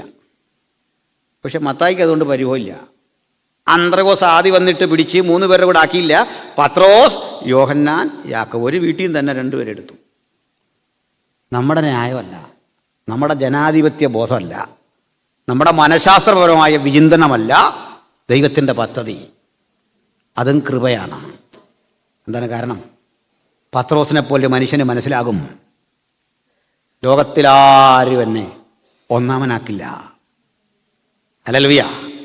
മത്തായിയെ തള്ളി, അല്ലെ മത്തായിയെ ഒഴിവാക്കി, ആദ്യം വന്ന അന്ത്രയോസിനെ ഒഴിവാക്കി, എന്നെ പിടിച്ച് പ്രഥമ സ്ഥാനത്ത് നിർത്തിയവൻ അവിടുത്തെ കരുണയാണ് കാട്ടിക്കൊണ്ടിരിക്കുന്നത്. അന്ന് മത്തായിയെ കാണുമ്പോൾ, മറ്റുള്ള ദിവാസന്മാരെ കാണുമ്പോൾ എനിക്ക് അഹന്തയല്ല തോന്നേണ്ടത്, ഒരു വിനയം, ദൈവികമായ ഒരു അനുഗ്രഹമാണത്. സ്തോത്രം. മത്തായി യേശുവിനെ അനുഗമിച്ചു. ഈ അനുധാവനം ചെയ്യാൻ കിട്ടിയ ഭാഗ്യം അധികം ജീവിതത്തിൽ വിലപിടിപ്പുള്ളതായി കരുതി, ശ്രേഷ്ഠകരമായ ഒരനുഭവമായി കരുതി. പക്ഷെ ഒരു കാര്യം, സുപ്രധാനമായൊരു കാര്യം, നിങ്ങളെ ദൈവം വിളിച്ച ഇടം, ദൈവം വിളിച്ച സ്ഥാനം, ദൈവം വിളിച്ച സ്ഥലം അതേതുമാകട്ടെ, ഉറപ്പാക്കിക്കൊള്ളണം. പ്രതീക്ഷകൾക്കപ്പുറത്തേക്കാണ് നമ്മുടെ യാത്ര. ഞാനടുത്ത കാലത്ത് ചെറിയ ചില അസ്വസ്ഥതകളിലൂടെയൊക്കെ കടന്നുപോയിരുന്നു. ചെറിയ ശാരീരിക അസ്വസ്ഥ. ഞാനങ്ങനെ ഭയപ്പെടുന്ന ഒരാളൊന്നുമല്ല. അസുഖം വന്നെന്ന് ഓർത്താൽ അങ്ങനെ പേടിക്കത്തൊന്നുമില്ല, ഭയമില്ല. അങ്ങനെ ഒരു ഭയമേ തോന്നുന്നില്ല. പരമാർത്ഥമാണല്ലോ, ദൈവസന്നിധി പറയണമല്ലോ. മരിക്കുമെന്ന് പറഞ്ഞാലും ഭയമില്ല. എൻ്റെ കാരണം നമ്മുടെ ചിത്രയുടെ തീർന്നൊന്നും കണക്കൂട്ടിയാൽ മതി. നമ്മളിങ്ങനെ വിഷമിച്ച് കുറേ കൂടെ ആയുസ് നീട്ടിപ്പിടിച്ചിട്ട് പ്രത്യേകിച്ച് ഗുണമൊന്നും നമുക്കും ഇല്ല, സമൂഹത്തിനും ഇല്ല. പക്ഷെ ഒരു കാര്യം ഉറപ്പുണ്ട്. എന്താ ഉറപ്പെന്നറിയണ്ടേ? എൻ്റെ ജീവിതത്തിൻ്റെ പുതുമ എന്ന് ഞാൻ കാണുന്നത് ഇത്രേ ഉള്ളൂ. എല്ലാ ദിവസവും ഞാൻ ജീവിതത്തോട് പറയും, കുറേയൊക്കെ പ്രസംഗിച്ചു, കുറേ പേരെയൊക്കെ സ്നാനപ്പെടുത്തി, കുറേ പേരെയൊക്കെ വിശ്വാസത്തിൽ കൊണ്ടുവന്നു. പക്ഷേ ഞാൻ പറയും, ഇതല്ല ഞാൻ ചെയ്ത ഏറ്റവും വലിയ ശുശ്രൂഷ. ഞാൻ ചെയ്യാനിരിക്കുന്നതാണ് ഏറ്റവും വലിയ ശുശ്രൂഷ. വിശ്വസിച്ചാട്ടെ, ഞാൻ ചെയ്യാനിരിക്കുന്നതാണ് ഏറ്റവും വലിയ ശുശ്രൂഷ. ഇന്ന് വരെ ചെയ്തതല്ല, അതിനപ്പുറത്ത് എന്നെക്കുറിച്ച് ദൈവം ആഗ്രഹിക്കുന്നൊരു കാര്യമുണ്ട്. അത് ചെയ്യാതെ ഇഹലോകം വിട്ടുപോകാൻ എനിക്ക് സാധിക്കില്ല എന്നുള്ള ഒരു ഉറപ്പ് നമ്മളെല്ലാം ബാധിക്കട്ടെ. ഇതുവരെ പാടിയതല്ല ഏറ്റവും ശ്രേഷ്ഠകരമായ പാട്ട്, ഇതുവരെ പ്രസംഗിച്ചതല്ല ഞാൻ പ്രസംഗിക്കാനിരിക്കുന്നതാണ്, ഇതുവരെ നിർവഹിച്ചതല്ല അതിലും കരുത്തുറ്റ കർമ്മനിരതമായ ഒരു ശുശ്രൂഷ ദൈവം നമുക്ക് വേണ്ടി ഒരുക്കി വെച്ചിരിക്കുന്നു. അതുകൊണ്ട് മത്തായി മനസ്സിലാക്കണം, ഇപ്പോൾ ഇവിടെ അനുഭവിച്ച ഈ സംതൃപ്തി ഉണ്ടല്ലോ, ഇതിനും അപ്പുറത്തൊരെണ്ണം ദൈവം കാത്തു വച്ചിരിക്കുന്നു. സ്തോത്രം. വഴികര മനുഷ്യനെ എൻ്റെ അടുത്തൊന്ന് ഒത്തിരി ചോദ്യങ്ങൾ ചോദിച്ചു. ഞാൻ സുവിശേഷം പറഞ്ഞൊക്കെ വിശ്വാസി വന്നൊരു മനുഷ്യനാണ്. അപ്പോൾ അദ്ദേഹം ചോദ്യങ്ങളെല്ലാം ചോദിച്ചു ഇത്രേ ഉള്ളൂ. പാസ്റ്റർ പറഞ്ഞു, കർത്താവിനെ സ്വീകരിക്കുമ്പോൾ സന്തോഷം, സമാധാനം ഇതൊക്കെ കിട്ടും, ജീവിതം ഐശ്വര്യപൂർണ്ണമാകും. പ്രോസ്പിരിറ്റി എന്നല്ല കേട്ടോ. പക്ഷെ പാസ്റ്റർ പറഞ്ഞ സമാധാനവും സന്തോഷമൊന്നും എനിക്ക് കിട്ടിയില്ല. അതാ പരമാർത്ഥം. ഞാൻ പറഞ്ഞു, അവിടുത്തെ കൽപ്പനകളൊക്കെ പാലിച്ചോ? സ്നാനമേറ്റോ? അദ്ദേഹം പറയും സ്നാനമേറ്റു. ആത്മനിറവ് അനുഭവങ്ങളെ പ്രാപിച്ചോ? അപ്പം അദ്ദേഹം പറഞ്ഞു ഇല്ല. ഞാൻ പറഞ്ഞു, എന്നാൽ അതിനു വേണ്ടി ഇവിടെ പ്രാർത്ഥിക്കുക, ഇത് ഒരുക്കെട്ട അവസരം. അപ്പം അദ്ദേഹം പറഞ്ഞു, എനിക്കിതുവരെ സന്തോഷം ഉണ്ടായില്ല. ഞാൻ പറഞ്ഞു, അതൊക്കെ അങ്ങ് മാറും ബ്രദറെ, വേഗത്തിൽ മാറും. ഒരു 3 മാസം കഴിഞ്ഞ് അദ്ദേഹം എൻ്റെ അടുത്ത് വന്നിട്ട് പറഞ്ഞു, പാസ്റ്ററെ ഭയങ്കര സന്തോഷമാണ്. ഞാൻ എന്താ കാര്യം? എനിക്ക് ആത്മനിറവും അന്യഭാഷയൊക്കെ ദൈവം തന്നു, ഭയങ്കര സന്തോഷമാണ്. ഞാൻ പറഞ്ഞു, എന്നാൽ അതും വേഗത്തിൽ അങ്ങ് മാറും, പേടിക്കാനൊന്നുമില്ല. എന്താ കാര്യം? ജീവിതം കയറ്റിറക്കങ്ങളുടെ ബ്രദറെ, ഒത്തിരി മലകളിലൂടെ കയറണം, ഒത്തിരി താഴ്വരകളിലൂടെ പോകണം. ഈ സന്തോഷവും സമാധാനം എന്നൊക്കെ പറയുന്നത് അതിൻ്റെ അർത്ഥം മാറിക്കൊണ്ടിരിക്കും, അതിൻ്റെ തലങ്ങൾ മാറിക്കൊണ്ടിരിക്കും. ഹല്ലേലൂയ. ഞാൻ ഇന്നലെ സംസാരിച്ചല്ലോ, പൗലോസിനെ സംബന്ധിച്ചിടത്തോളം ജയിലിൽ കിടക്കുമ്പോൾ നമ്മൾ പറയും ജയിലിലാണ്, നമ്മൾ ആ കാഴ്ച കണ്ടിട്ട് പറയും ചങ്ങല ധരിച്ചിരിക്കുകയാണ്. അദ്ദേഹം കൂട്ടിച്ചേർക്കും, നോ, ഞാൻ ചങ്ങല ധരിക്കുക മാത്രമല്ല, ഞാൻ ചങ്ങല ധരിച്ച് സ്ഥാനാവധിയായി എൻ്റെ യേശുവിന് വേണ്ടി സേവനം ചെയ്യുകയാണ്. അപ്പം ഇത് ആ കൺസെപ്റ്റിലായിരിക്കുന്നല്ലേ. ഞാൻ നിങ്ങൾ കടന്നു പോകുന്ന ജീവിതത്തിൻ്റെ വഴികളിൽ ചെയ്യാനിരിക്കുന്ന ശുശ്രൂഷയുടെ ശ്രേഷ്ഠകരമായ ആ അനുഭവങ്ങൾ നമ്മളെ ഇങ്ങനെ പ്രചോദിപ്പിച്ചുകൊണ്ടിരിക്കണം, നമുക്കത് ഉന്മേഷം നൽകിക്കൊണ്ടിരിക്കണം. ഞാൻ എന്തിനാണ് ഇത്രയും സൂചിപ്പിച്ചത്? ഇന്ന് നമ്മൾ ഇവിടം വിട്ടു പിരിയുമ്പോൾ കഴിഞ്ഞ രാത്രിയിലും സൂചിപ്പിച്ചതുപോലെ നമുക്ക് കൂടുതൽ ദൈവത്തിങ്കലേക്കടുത്ത് കർത്തൃസന്നിധിയിൽ ചിലതൊക്കെ ചെയ്യാനുള്ള ഒരു ശുഷ്കാന്തി നമ്മളിൽ വളരട്ടെ. കർമ്മനിരതരാകാൻ നമുക്ക് കഴിയട്ടെ. നമുക്കൊക്കെ ഓരോ ഉത്തരവാദിത്തങ്ങൾ ദൈവം തന്നിട്ടുണ്ട്. അതിനെ കൃത്യതയോടെ നിർവഹിക്കാൻ ദൈവം പ്രാപ്തി നൽകട്ടെ, കൃപ നൽകട്ടെ. അതിനുവേണ്ടിയാണ് മത്തായി എന്ന മനുഷ്യൻ ഇറങ്ങിത്തിരിക്കുമ്പോൾ ജീവിതത്തിൽ ഇതൊന്നും സ്വപ്നം കാണാൻ അദ്ദേഹത്തിന് കഴിയുമായിരുന്നില്ല. താനിങ്ങനെ ആദ്യത്തെ സുവിശേഷം മാർക്കോസിന്റെയാണ്. പക്ഷെ ക്രമപ്പെടുത്തി വരുമ്പോൾ ഒന്നാമത്തെ സുവിശേഷം തൻ്റെ പേരിനാൽ വിരചിതമാകണമെന്നുള്ള അങ്ങനെ ഒരു കാഴ്ചപ്പാടൊന്നും ഇല്ലാത്ത കാലത്ത് ഇറങ്ങിത്തിരിച്ചു കർത്താവിന് വേണ്ടി. പക്ഷെ ജീവിതം അവിടെ കൊണ്ട് തീർന്നില്ല. വിശാല വഴികൾ, ഭൂമിയിൽ സഭയുള്ളിടത്തോളം അല്ല, അത് കഴിഞ്ഞും ചർച്ച ചെയ്യപ്പെടത്തക്ക വിധത്തിൽ മനോഹരമായ പ്രമേയങ്ങളിലൂടെ മത്തായി സഞ്ചരിക്കുകയാണ്. എനിക്ക് സുവിശേഷത്തിൽ കണ്ട ഒരു മഹനീയത, യേശുവിനെ പറ്റി സമഗ്രമായി പ്രതിപാദിച്ചു അദ്ദേഹം. മറ്റു പലരും അത്രയും സമഗ്രതയിലേക്ക് പോയില്ല. കാരണം ഇതിനകത്തുണ്ടല്ലോ, ഇത് കോംപ്ലിമെൻ്റ് ചെയ്യുകയാണ്. ഒരു സുവിശേഷം മറ്റൊന്നിനെ അവിടെ ഇല്ലാത്ത ചിലത് ചേർത്ത് പറയുകയാണ്. അങ്ങനെയൊക്കെയാണ് സുവിശേഷങ്ങൾ പഠിക്കാൻ അതിനോടുള്ളൊരു അപ്രോച്ചിന് ഒരു രീതിശാസ്ത്രമുണ്ട്. സ്തോത്രം. അപ്പോൾ കേൾക്കണേ, ഇവിടെ ഇത് നമ്മളൊരു കാഴ്ച കാണുന്നത്. ഇത് എവിടുന്ന ഇദ്ദേഹം തുടങ്ങുന്നത്? അബ്രഹാമിൽ ആരംഭിക്കുകയാണ്. അബ്രഹാമിലൂടെ ആരംഭിച്ച് യേശുവിനെ രാജാവായി ചിത്രീകരിക്കുകയാണ് മത്തായി ഇവിടെ. എനിക്ക് യേശുവിൻ്റെ രാജ്യത്വം വലിയ സന്തോഷമുള്ളൊരു കാര്യമാണ്. സന്തോഷമുള്ള കാര്യം വേറൊന്നുമല്ല, ഈ രാജ്യത്വം പ്രൂവ് ചെയ്യപ്പെട്ടൊരു സ്ഥലമുണ്ട്. അത് ഈ പീലാത്തോസിൻ്റെ വിചാരണ വേദിയാണ്. അത് പഠിക്കണം. ഈ ചില പാരമ്പര്യങ്ങളിലും ചരിത്രത്തിലൊക്കെ കാണുന്ന ഈ പീലാത്തോസ് ഒരു വലിയ മദ്യപാനിയായിരുന്നു. അയാൾ റോമക്കാരനാട്ടോ, മദ്യപാനി. അപ്പോൾ അതിന് മീതയോ അല്ലെങ്കിൽ സമാന്തരമായിട്ടോ ഹെരോദ് അവിടെ ഉണ്ട്. ഇവർ തമ്മിൽ അടിയാണ്. ഇതിലാരാണ് പ്രധാനി എന്ന് അവർക്കറിയില്ല. ഇതുവരെ അവർ തീരുമാനമെടുത്തെത്തിയില്ല. അപ്പോഴുണ്ട് സന്നിദ്രീൻ കൗൺസിൽ, പുരോഹിത കോടതികളൊക്കെ മാറി മാറി വിധിച്ചിട്ട് അത് ഹെരോദാവിലേക്കും ഏറ്റവും ലാസ്റ്റ് പീലാത്തോസിൻ്റെ അടുത്ത് വന്നു. നമുക്ക് ആ കട്ടമെല്ലാം പോകാൻ നേരമില്ല. അപ്പോൾ ഇവർ തമ്മിൽ സ്നേഹമായി. കാരണം ഇയാൾ അങ്ങോട്ട് വിട്ടു, അയാൾ ഇങ്ങോട്ട് വിട്ടപ്പോൾ പരസ്പരം അംഗീകരിച്ചതായിട്ട് തോന്നി. സുപ്രീം കോടതി ഇതാണെന്നുള്ള നിലയിൽ അവർ വ്യാഖ്യാനിച്ചു. അപ്പോഴും പീലാത്തോസിൻ്റെ ഇഷ്ടം യേശുവിനെ വെറുതെ വിടുക. അതാ താല്പര്യം. യേശുവിനുള്ള സ്നേഹമല്ല എൻ്റെ അടിസ്ഥാനം. അയാളൊരു വലിയ ജൂതവിരോധിയാണ്, ഒരു തികഞ്ഞ മതവിദ്വേഷിയാണ്. ജൂതന്മാരോട് ഭയങ്കര വെറുപ്പ്. അതുകൊണ്ട് അവർ എന്തു പറയുന്നോ അതിൻ്റെ ഓപ്പോസിറ്റ് ചെയ്യണം. അതാണ് വലിയൊരു സന്തോഷം. ചില ആൾക്കാർക്ക് അത് വലിയൊരു സന്തോഷമാണ്. നമ്മൾ എന്തോ പറയുന്നു എൻ്റെ ഓപ്പോസിറ്റ് ചെയ്യുന്ന അങ്ങനെയുള്ള പ്രവണതയുള്ളവരില്ലേ. ഇതുപോലെ സ്തോത്രം. പീലാത്തോസ് ചോദിച്ചു, എന്താ ഇത് പേരിലെ കുറ്റം എന്താ? അപ്പോൾ ഒരുത്തൻ പറയുകയാണേ, അതേ ദൈവാലയം പൊളിച്ച് 3 ദിവസം കൊണ്ട് പണിയാമെന്ന് ഇവൻ പറഞ്ഞു. അതിനിപ്പോൾ എന്താ കുഴപ്പം? നമ്മളീ പോകുന്ന വഴിക്കൊരു ബിൽഡിങ് കണ്ടേച്ച് പറയാ ഇത് തല്ലിപ്പൊളിക്കാൻ തോന്നുന്നു പറഞ്ഞാൽ ക്രിമിനൽ കേസ് എടുക്കേണ്ട കാര്യം വല്ലതും ഉണ്ടോ? ഇനി പീലാത്തോസ് പറഞ്ഞു കാണും. എൻ്റെ ഒരു അഭിപ്രായത്തിൽ, ചോരന്മാരെ നിങ്ങൾ അതങ്ങ് പൊളിച്ചിട്, പുള്ളി പണിയോ ഇല്ലയോ നമുക്ക് നോക്കാം. പുള്ളിമാർ കേട്ടേച്ച് മിണ്ടാ പോയി കാണും. പൊളിച്ചാൽ അതിലും വലിയ കുറ്റം, അതിലും വലിയ പ്രയാസം. എങ്ങനെയാ? നമ്മുടെ ഒരു പാസ്റ്റർ ഞങ്ങളുടെ ഈ സംവാദമെല്ലാം കണ്ടിട്ട് പുള്ളി ഒരു ആവേശം കയറി സുവിശേഷം പറഞ്ഞവർക്ക് നമ്മുടെ വ്യത്യസ്ത വീക്ഷണത്തിൽ നിൽക്കുന്ന ഒരു മതസമൂഹത്തിൻ്റെ ഗ്രന്ഥം അതിലിങ്ങനെ ഉണ്ടെന്ന് പറഞ്ഞു. അവർ പറഞ്ഞ് കാണിച്ചു തരാൻ പറഞ്ഞു. പുള്ളി ഇത് കണ്ടിട്ടൊന്നുമില്ല. ഇതിൻ്റെ ഇടയ്ക്ക് പോയി ഇത് ക്രോസ് ചെക്ക് ചെയ്യാനുള്ള സമയം വല്ലതും കിട്ടുമോ? ആ നേരത്തെ ഒരു സന്തോഷത്തിലങ്ങ് പറഞ്ഞതാണ്.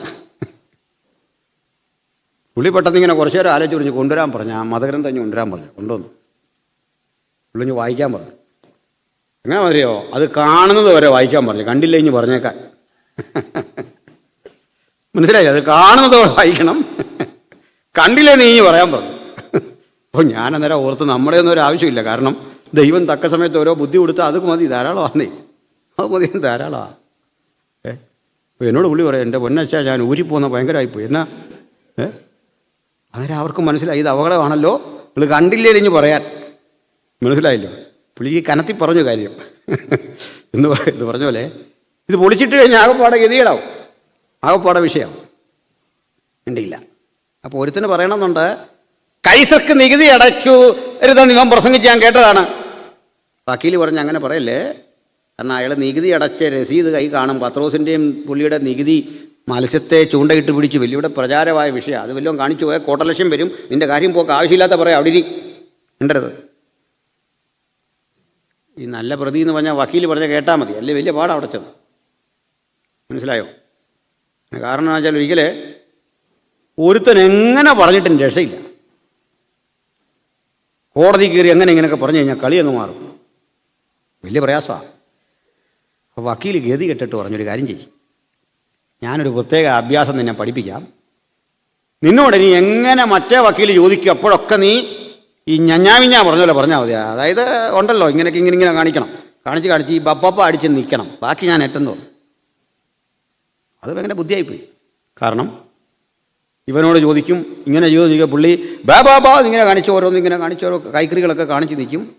ലാസ്റ്റ് കോടതി തന്നെ മടുത്തിട്ട് ഈ കേസ് അങ്ങ് സസ്പെൻഡ് ചെയ്തു, പിന്നെ വെറുതെ വിട്ടു. ഈ വക്കീൽ ഭയങ്കര കഴിവുള്ളവനായിരുന്നു. പക്ഷെ കഥ അവിടെ കൊണ്ട് തീർന്നില്ല. പിന്നെ പുറത്തിറങ്ങിക്കഴിഞ്ഞപ്പോൾ ഈ കേസ് വിജയിച്ച വക്കീൽ ഫീസ് ചോദിച്ചു. എന്നാൽ നമുക്ക് പിരിയണ്ടേ, ആ പൈസയൊക്കെ നമുക്ക് ഉമസന് കൊടുക്കണം, ക്ലാർക്കിന് കൊടുക്കണം. ഇപ്പോൾ കേസ് വിജയിച്ചു, സന്തോഷമൊക്കെ ഉണ്ടോ അതെല്ലാം ഇങ്ങടിക്കുക. ഫീസ് ചോദിച്ചപ്പോഴേക്ക് പുള്ളി വീണ്ടും ഈ പപ്പ കാണിച്ചു. ഒത്തിരി വലിയ മിടുക്കരായിരുന്നു വക്കീൽ ഇങ്ങനെ കാണിച്ചു. എന്താ പറഞ്ഞു വന്നേ? ഇതുപോലെ കോട്ടിക്കിടന്ന സംഭാഷണ. പീലാത്തോസിന് ഇങ്ങനെ ബോധം. അവസാനം പീലാത്തോസ് നേരിട്ട് വിചാരണ ചെയ്തു, അടിയെല്ലാം കൊടുത്തിട്ടാണ്. ഞാനോർക്കും ആ രംഗം. ഒരു മനുഷ്യരെ മാനസികമായിട്ട് തറക്കാവുന്ന പരമാവധി തകർത്തുകൊണ്ട് നിർത്തിയിരിക്കുക. പക്ഷെ യേശുവിൻ്റെ മനസ്സൊന്നും തകരില്ല, അത് വേറെ കാര്യം. യേശു നടക്കൊണ്ട് നിർത്തി, ഭീകരമായ ആക്രമണം നടത്തി, ചാട്ടക്കടിച്ചു, തലയിൽ മുൾക്കിരീടം വെച്ചു. സ്തോത്രം. ഞാൻ ഈ മുൾക്കിരീടത്തെപ്പറ്റി പലയിടത്തും പറയാറുണ്ട്. ഒരു കാര്യം പറയട്ടെ, നിങ്ങൾ ഇസ്രയേൽ പോകൾക്കറിയാം, അവിടെ ഈ മുള്ളിങ്ങനെ നിൽപ്പുണ്ട്. അത് നമ്മൾ പറിക്കാനൊന്നും പാടില്ല, വളരെ പ്രൊട്ടക്റ്റ് ചെയ്യുന്ന അവിടെ സർക്കാർ. നമുക്ക് വേണേൽ വില കൊടുത്താൽ അതിൻ്റെ ഒരു കിരീടം കിട്ടും, അപ്പുറത്തും വില കൊടുക്കണം. ഇത് പറിക്കരുതെന്നാണ് കർശന നിർദ്ദേശമാണ്. ഞാൻ എന്തും വരട്ടെ എന്ന് കരുതി ഒരെണ്ണം അങ്ങ് പറിച്ചു, ഒരു മുള്ള. പറിക്കാൻ കാരണം വേറൊന്നുമല്ല, സിമ്പിളായിട്ട് എൻ്റെ കാരണം പറയാം. എന്നോട് ചോദിക്കുക എന്തിനാ അത് പറിച്ചതെന്ന് ചോദിച്ചാൽ ഉത്തരം വളരെ ലളിതം. കാരണം ഞാനൊരു മലയാളിയാണ്, അത് തന്നെ കാര്യം. മനസ്സിലായോ? നിങ്ങൾക്കെല്ലാം വേണ്ടി ഞാൻ ചെയ്തതാണ്, അതിന് നിങ്ങൾ എന്നെ കുറ്റപ്പെടുത്താതെ. ഞാനും വലിയ രസം കേട്ടു. ഇത് ലൈവിൽ പോവല്ലേ, ഞാനിതേ കാര്യം നമ്മുടെ ബഹുമാനപ്പെട്ട പി സി ചെറിയാൻ പാസോട് പറഞ്ഞു. പുള്ളി പറയാ, ഞാനും ഒരെണ്ണം പറിച്ചെന്ന്. മനസ്സിലായില്ലേ? ഞാനവിടെ ചെന്നു വെച്ചാൽ ഞാനിങ്ങനെ ഒരു സാധനം പറിച്ചു. പുള്ളി പറയാം ഞാനും ഒരെണ്ണം പറിച്ചെന്ന്. അപ്പം എനിക്ക് മനസ്സിലായി ഇതൊന്നും ഒരു പുതുമയുള്ള കാര്യമല്ല. പക്ഷേ വിഷയം എന്താണെന്ന് വെച്ചാൽ ഇതൊരറ്റം ഒന്ന് ശരത്ത് കൊണ്ടു, നഖത്തിനിടെ കൊണ്ടു. അല്ലെങ്കിൽ ഈ കുറ്റകൃത്യം കാണിക്കുമ്പോൾ ഒരു എന്തെങ്കിലും നമ്മളവിടെ ചെയ്തു നോക്കും, അതാ കാര്യം. ഒരു 2-3 മിനിറ്റ് വേദന ഇങ്ങനെ കൂടി അതികഠിന വേദന. അല്ലെ വലിയ വിഷയം, നമുക്ക് ഹോസ്പിറ്റലിൽ പോലും പോകാൻ പറ്റില്ല. ഇതാന്ന് പറഞ്ഞാൽ അത് വേറെ കേസ് വരും. സംഭവം ഇത് പറയാനൊക്കോ പറയാതിരിക്കാനൊക്കോ. പിന്നെ ചെറിയ ഗുളിക കഴിച്ച് അത് മാറി. അപ്പോഴാണ് ഞാൻ ഓർത്ത് ഇത് ഈ തലയിൽ വെക്കുമ്പോൾ ഉണ്ടാകുന്ന വേദന എന്നാലോചിച്ച് നോക്കി, എത്ര ഭീകര. അതൊക്കെ സഹിച്ച് ആക്ഷേപിച്ച് ഒരു മനുഷ്യനെ കൊണ്ട് നിർത്തിയിട്ട് കാതലായൊരു ചോദ്യം, ചങ്കിൽ കൊള്ളുന്നൊരു ചോദ്യം ചോദിക്കുന്നത്, നീ രാജാവ് തന്നെയോ? എന്തൊരു ചോദ്യ. സത്യത്തിൽ ഈ കോർട്ടിൽ വെച്ച് എങ്ങനെ പറയണമെന്നറിയോ? പറയാം. ഞാനാണ് എങ്ങനെ പറയുമെന്ന് നിങ്ങൾ പറയാം, അപ്പോൾ നിങ്ങൾക്ക് മനസ്സിലാവും. പീലാത്തോസ് അവിടെ ഇരിക്കുന്നു, ഞാനാണ് ആൾ. പൊതുവിലെല്ലാം പ്രസംഗിച്ച് അടിച്ച് തകർത്ത് വന്നിരിക്കുകയാണ്, കോടതിക്കകത്ത് നിൽക്കുക. നീ രാജാവ് തന്നെയോ? ഞാൻ പറയാം, അച്ഛാ അതേ, ഞാൻ ഈ പ്രസംഗത്തിൻ്റെ ഇടയ്ക്ക് രാജാവാണെന്നോ മന്ത്രിയാണെന്നോ ഒക്കെ ഒന്ന് പറഞ്ഞിട്ടുണ്ട്. ഞാനല്ല രാജാവ്, അച്ഛൻ തന്നെ. ആ മുഖ കാന്തി കണ്ടാൽ പോരെ, ആ തേജസ് കണ്ടാൽ പോരെ, നീ ആ രാജാവ്.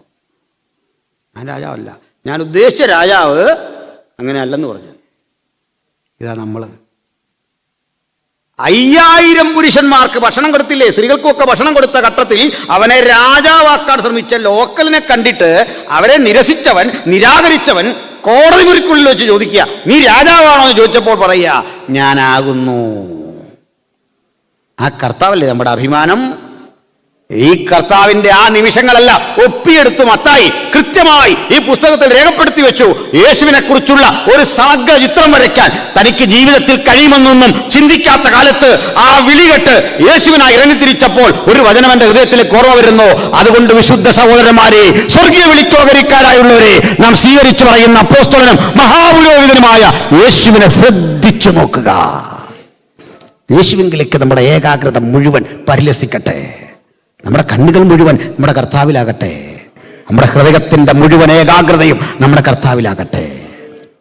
ഉത്തമഗീതത്തിലൊരു വചനമുണ്ട്, എന്നെ ഒരു മുദ്രമോതിരമായി നിന്റെ ഹൃദയത്തിൽ വെച്ചുകൊള്ളണമേ. ജൂത സംസ്കാരം അനുസരിച്ച് വിവാഹ നിശ്ചയം കഴിഞ്ഞൊരു പെൺകുട്ടിയുടെ വിരലിൽ കാന്തൻ അണിയിച്ചിട്ട് പോകുന്ന ഒരു മുദ്രമോതിരമുണ്ട്. ജീവിതത്തിൻ്റെ ഏകാന്തതകളിൽ ഈ നിശ്ചയം കഴിഞ്ഞ പെൺകുട്ടി തൻ്റെ കാന്തനെ സ്മരിച്ചുകൊണ്ട് ഈ മുദ്രമോതിരത്തിൽ ചുംബിക്കും.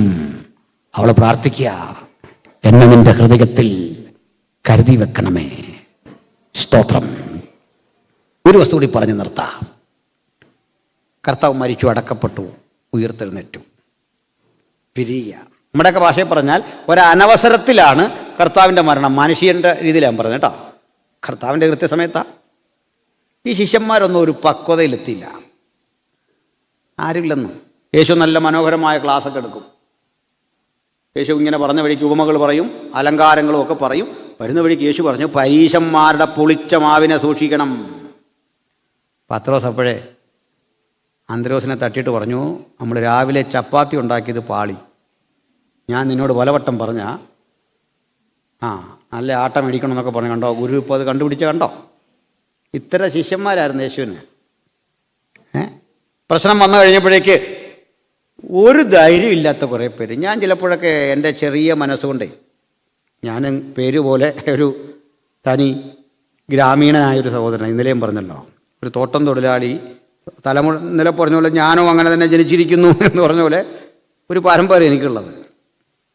അപ്പോൾ ആ ഒരു നിലയിൽ സംസാരിച്ചാൽ, ചിന്തിച്ചാൽ, ഈ പത്രോസ് എന്ന് പറയുന്ന മനുഷ്യൻ, അന്ത്രോസ് എന്ന് പറയുന്ന ഈ ചെറുപ്പക്കാർ, അവരെന്താ പഠിച്ചേ? പക്ഷെ ഞാൻ സ്വകാര്യതയിൽ ചിന്തിക്കും, കർത്താവേ, 12 ശിഷ്യന്മാരുടെ കൂടെ അങ്ങ് എന്നെയാണ് ഒരാളാക്കി തിരഞ്ഞെടുത്തെങ്കിൽ ഒരു കാര്യം ഞാൻ നിനക്ക് ഉറപ്പ് തരാം, വലിയ കാര്യമൊന്നുമല്ലെങ്കിലും ഞാൻ യവന്മാരെ പോലെ ആകുകയില്ലായിരുന്നു. നമ്മുടെ സ്വാർത്ഥതയൊക്കെ ആയിരിക്കും. നമുക്ക് അങ്ങനെയൊക്കെ ചിന്തിക്കുന്നതിന് തടസ്സമൊന്നുമില്ല കേട്ടോ. പക്ഷെ അന്നത്തെ സ്ഥിതി നമുക്ക് അറിയില്ലെന്നേ, അറിയില്ല. അപ്പോൾ എന്നെ കർത്താവ് പഠിപ്പിച്ചൊരു കാര്യമുണ്ട്, നീ അവരെക്കാൾ ശ്രേഷ്ഠനാണ്. കർത്താവ് പഠിപ്പിച്ചെന്ന് സംശയണ്ട. ഞാനും നിങ്ങളും 12 ശിഷ്യന്മാരെക്കാൾ ശ്രേഷ്ഠനാണെന്ന് പ്രോട്ടോക്കോളൊന്നുമല്ല പറഞ്ഞേ. അവരെക്കാൾ പ്രതിഫലത്തിന് അർഹരാണ് നമ്മൾ. എന്താ കാര്യം? സംശയണ്ട. ആ സംശയം തീർത്തേപ്പാവും. മത്തായിയേക്കാൾ, പത്രോസിനേക്കാൾ, യാക്കോബിനേക്കാൾ, അന്ത്രയോസിനേക്കാൾ പ്രതിഫലത്തിന് അർഹരാണെന്ന് ഞാനും നിങ്ങളും. പതലോസിനെ കൂട്ടണ്ട, അത് വേറെയാ, അക്കൗണ്ട് വേറെയാ. എന്താ പറയാൻ കാരണം? അല്ലെ അത് വാദിച്ച് മേടിക്കും നമ്മൾ കർത്താവിൻ്റെ രീതിയിൽ. എന്താ കാര്യം എന്നറിയണ്ടേ? അത് വാദിക്കാൻ പറ്റുമെന്നേ നമുക്ക്. എന്താ കാര്യം? കർത്താവേ, അങ്ങ് 5 അപ്പം എടുത്ത് വാഴ്ത്തി നുറുക്കി കൊടുക്കുമ്പോൾ അതിലൊരു ഭാഗം കൈപ്പറ്റാൻ ഞങ്ങളാരും അവിടെ ഉണ്ടായില്ല. അങ്ങ് കടലിൻ മീതെ നടക്കുമ്പോൾ ആർപ്പ് വിളികളോട് എതിരേൽക്കാൻ ഞങ്ങൾക്ക് ഭാഗ്യമുണ്ടായില്ല. ഞങ്ങളവിടെ ഇല്ല. യായിറോസിൻ്റെ മകളെ ഉയർപ്പിക്കുന്നത് ഞങ്ങളാരും കണ്ടില്ല. അങ്ങ് ഉയർത്തെഴുന്നേറ്റ് വന്ന് ഞങ്ങളുടെ കൺമുമ്പിൽ നിന്നില്ലല്ലോ. അങ്ങ് പലതവണ പിന്മാറിപ്പോയ പത്രോസിനെ മാറോട് അടുക്കിപ്പിടിക്കുന്നതും ഞങ്ങളാരും കണ്ടില്ല. അങ്ങ് അത്ഭുതം ചെയ്തത്, അടയാളം ചെയ്തത്, വീരപ്രവൃത്തികൾ ചെയ്തതെന്നും ഞങ്ങൾ ഈ കണ്ണുകൊണ്ട് കണ്ടില്ല. ഞങ്ങളാരും അന്നില്ലായിരുന്നു. അത് കണ്ടവൻ, ആസ്വദിച്ചവൻ, അനുഭവിച്ചവൻ കാര്യത്തോടടുത്തപ്പോൾ പറഞ്ഞു, ഞാൻ നിന്നെ അറിയുന്നില്ല, എനിക്ക് നിന്നെ അറിഞ്ഞുകൂടാ. ഇത് കാണാത്ത ഞങ്ങൾ 2000 ആണ്ടുകൾക്ക് ഇപ്പുറം നിന്നുകൊണ്ട് ഇത് കണ്ടില്ലെങ്കിലും കണ്ടവരെക്കാൾ ആവേശത്തോടെ വിളിച്ചു പറയുന്നു, ഞങ്ങൾക്ക് സംശയമില്ല, അങ്ങ് കടലിൻ മീതെ നടന്നു, അങ്ങ് യായിറോസിന്റെ മകളെ ഉയർപ്പിച്ചു, അങ്ങ് മരണത്തിന്റെ നിഷ്ഠൂര ശക്തികളെ തകർത്തു, ഇരുട്ടിന്റെ കോട്ടകളെ ഇടിച്ചു, രാജാതി രാജാവായി ഞങ്ങളെ ചേർക്കാൻ മാനവേഗങ്ങളിൽ വേഗം വരും, ഞങ്ങളത് വിശ്വസിക്കുന്നു. ഒരന്ധനെ പോലെ വിശ്വസിക്കുകയല്ല, ഇത് ഞങ്ങളുടെ അനുഭവമാണ്. അപ്പോസ്തലന്മാർക്ക് നേരിട്ട് കാണാൻ കഴിഞ്ഞത് ഞങ്ങൾ കണ്ടില്ലെങ്കിലും വിശ്വാസ കണ്ണുകളാൽ അങ്ങേ അറിയുന്നു, അങ്ങ് ആരാണ്.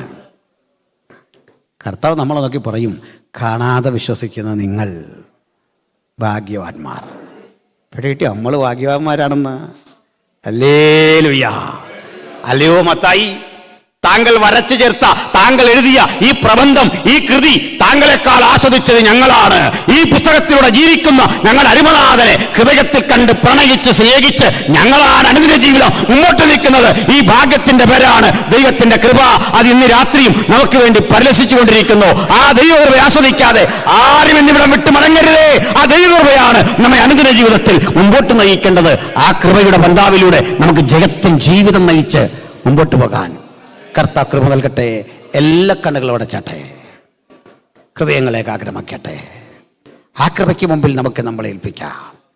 ഈ നാഥന് വേണ്ടി ചിലതൊക്കെ ചെയ്യാൻ നമുക്കൊന്ന് സന്നദ്ധരാകാം. നാഥ, അങ്ങ് അടിയനെ സഹായിക്കണമേ. നിന്നെ അനുധാവനം ചെയ്യാൻ കൃപ തരണമേ. നിന്റെ പാതയിലൂടെ മുമ്പോട്ട് പോകാൻ ബലം തരണമേ.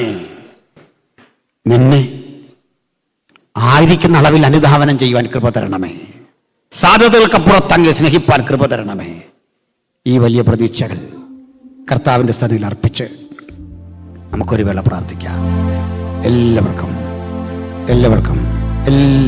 ഒരു വേള പ്രാർത്ഥിക്കാം. ഹല്ലേലൂയ.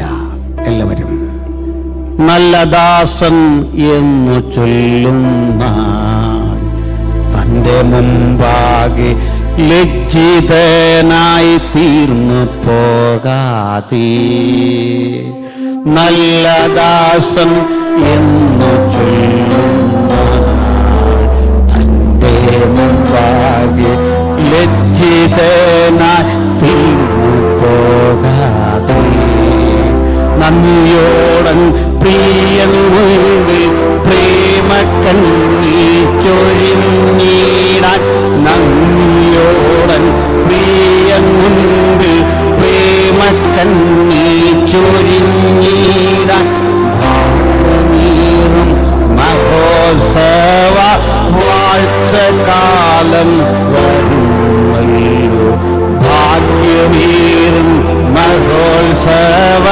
വാഴ്ചകാലം വരുമല്ലോ, എന്റെ സമ്പത്തൊന്നു ചൊല്ലുവാൻ വേറെയൊന്നും യേശു മാത്രം സമ്പത്താകുന്നു, എന്റെ സമ്പത്തൊന്നു ചൊല്ലുവാൻ വേറെയൊന്നും യേശു സമ്പത്താകുന്നു,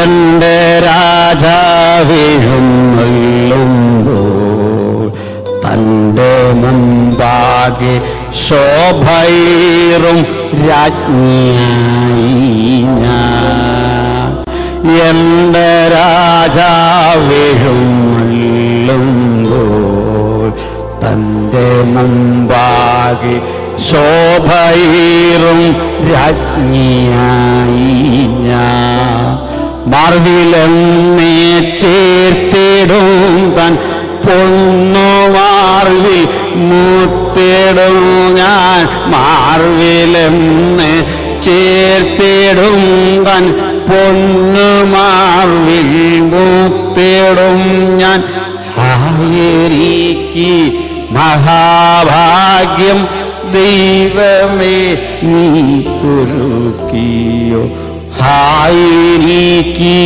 മഹാഭാഗ്യം ദൈവമേ നീ ഒരുക്കിയോ, എൻ്റെ സമ്പത്തെന്നു ചൊല്ലുവാൻ വേറെയൊന്നും യേശു മാത്രം സമ്പത്താകുന്നു. എൻ്റെ സമ്പത്തെന്നു ചൊല്ലുവാൻ വേറെയില്ലൊന്നും, യേശു മാത്രം സമ്പത്താകുന്നു. ഞാനൊരു വാക്കിൽ പ്രാർത്ഥിച്ചിട്ട് ദൈവാസന്മാർക്ക് വേണ്ടി വേദി കൈമാറുന്നു. ഈ 2 ദിവസത്തെ ദൈവവചന ധ്യാനത്തിൽ വചനം കേട്ടതിൻ്റെ അടിസ്ഥാനത്തിൽ എനിക്ക് യേശുവിനായി പ്രവർത്തിക്കണം. എൻ്റെ ജീവിത പരിസ്ഥിതിയിൽ കൂടുതൽ വിശാലതകൾ കണ്ടെത്തി എൻ്റെ കർത്താവിന് വേണ്ടി ജ്വലിച്ചു ശോഭിക്കണം. എനിക്കെൻ്റെ യേശുവിന് വേണ്ടി നിൽക്കണം. കൂടുതൽ കരുത്തോടെ യേശുവിനെ പ്രസംഗിക്കണം. കൂടുതൽ ശുഷ്കാന്തിയോടെ യേശുവിനായി നിലകൊള്ളണം. ഈ പദ്ധതിയും തീരുമാനവും ദൈവാത്മാവിൻ്റെ ഒരു പ്രേരണ പോലെ ഹൃദയത്തിൽ ആർക്കെങ്കിലും ഉണ്ടെങ്കിൽ, നിങ്ങളിൽ ഒരാൾക്കെങ്കിലും ആ തോന്നലുണ്ടെങ്കിൽ, എനിക്കായി പ്രാർത്ഥിക്കണമേ എന്നൊരാഗ്രഹമുണ്ടെങ്കിൽ കരമുയർത്താം. ഞാൻ നിങ്ങൾക്ക് വേണ്ടി പ്രാർത്ഥിക്കാം. ചില യൗവനക്കാർ കരമുയർത്തി കാണുന്നു. കർത്താവ് നിങ്ങൾ അനുഗ്രഹിക്കട്ടെ ബ്രദറെ. ചില സഹോദരിമാർ കരമുയർത്തി കാണുന്നു. കർത്താവ് നിങ്ങൾ അനുഗ്രഹിക്കട്ടെ. കരങ്ങളെ താഴ്ത്തിയിടാം. ഞാനൊരു വാക്കിൽ പ്രാർത്ഥിക്കുന്നു. സ്വർഗസ്ഥ പിതാവേ, അങ്ങയുടെ മക്കൾക്കായി സ്തോത്രം. ഈ ദിനങ്ങളിൽ അങ്ങയ്ക്ക് വേണ്ടി ഉണർവോടെ, ഉന്മേഷത്തോടെ, ചൈതന്യത്തോടെ, ബലത്തോടെ പോരാടുക ആത്മസമർപ്പണം ചെയ്ത ഈ അങ്ങയുടെ കുഞ്ഞുങ്ങൾക്കായി സ്തോത്രം. ഓൺലൈനിൽ ദൈവജനം കേൾക്കുന്നവർക്കിടയിൽ ഒരാളെങ്കിലും കർത്താവിനായി നിൽക്കാൻ മനസ്സുകൊണ്ടൊരു തീരുമാനം കൈക്കൊണ്ടെങ്കിൽ, ഞങ്ങൾ കാണാത്ത ഇടത്തും പ്രവർത്തിക്കുന്ന നിന്റെ ശക്തി ചൈതന്യങ്ങൾ, കൃപാകടാക്ഷങ്ങൾ അവരുടെ മീതെയും വ്യാപരിക്കട്ടെ. ഈ വചനം കേട്ട ഏവരെയും നസ്രയനായ യേശുവിൻ അധികാരമുള്ള നാമത്തിൽ അങ്ങയുടെ മക്കളായി ഞങ്ങൾ ചേർന്ന് അനുഗ്രഹിച്ച് പ്രാർത്ഥിക്കുന്നു. പ്രാർത്ഥനയായി സ്തോത്രം. യേശു ക്രിസ്തുവിൻ വിലയേറിയ നാമത്തിൽ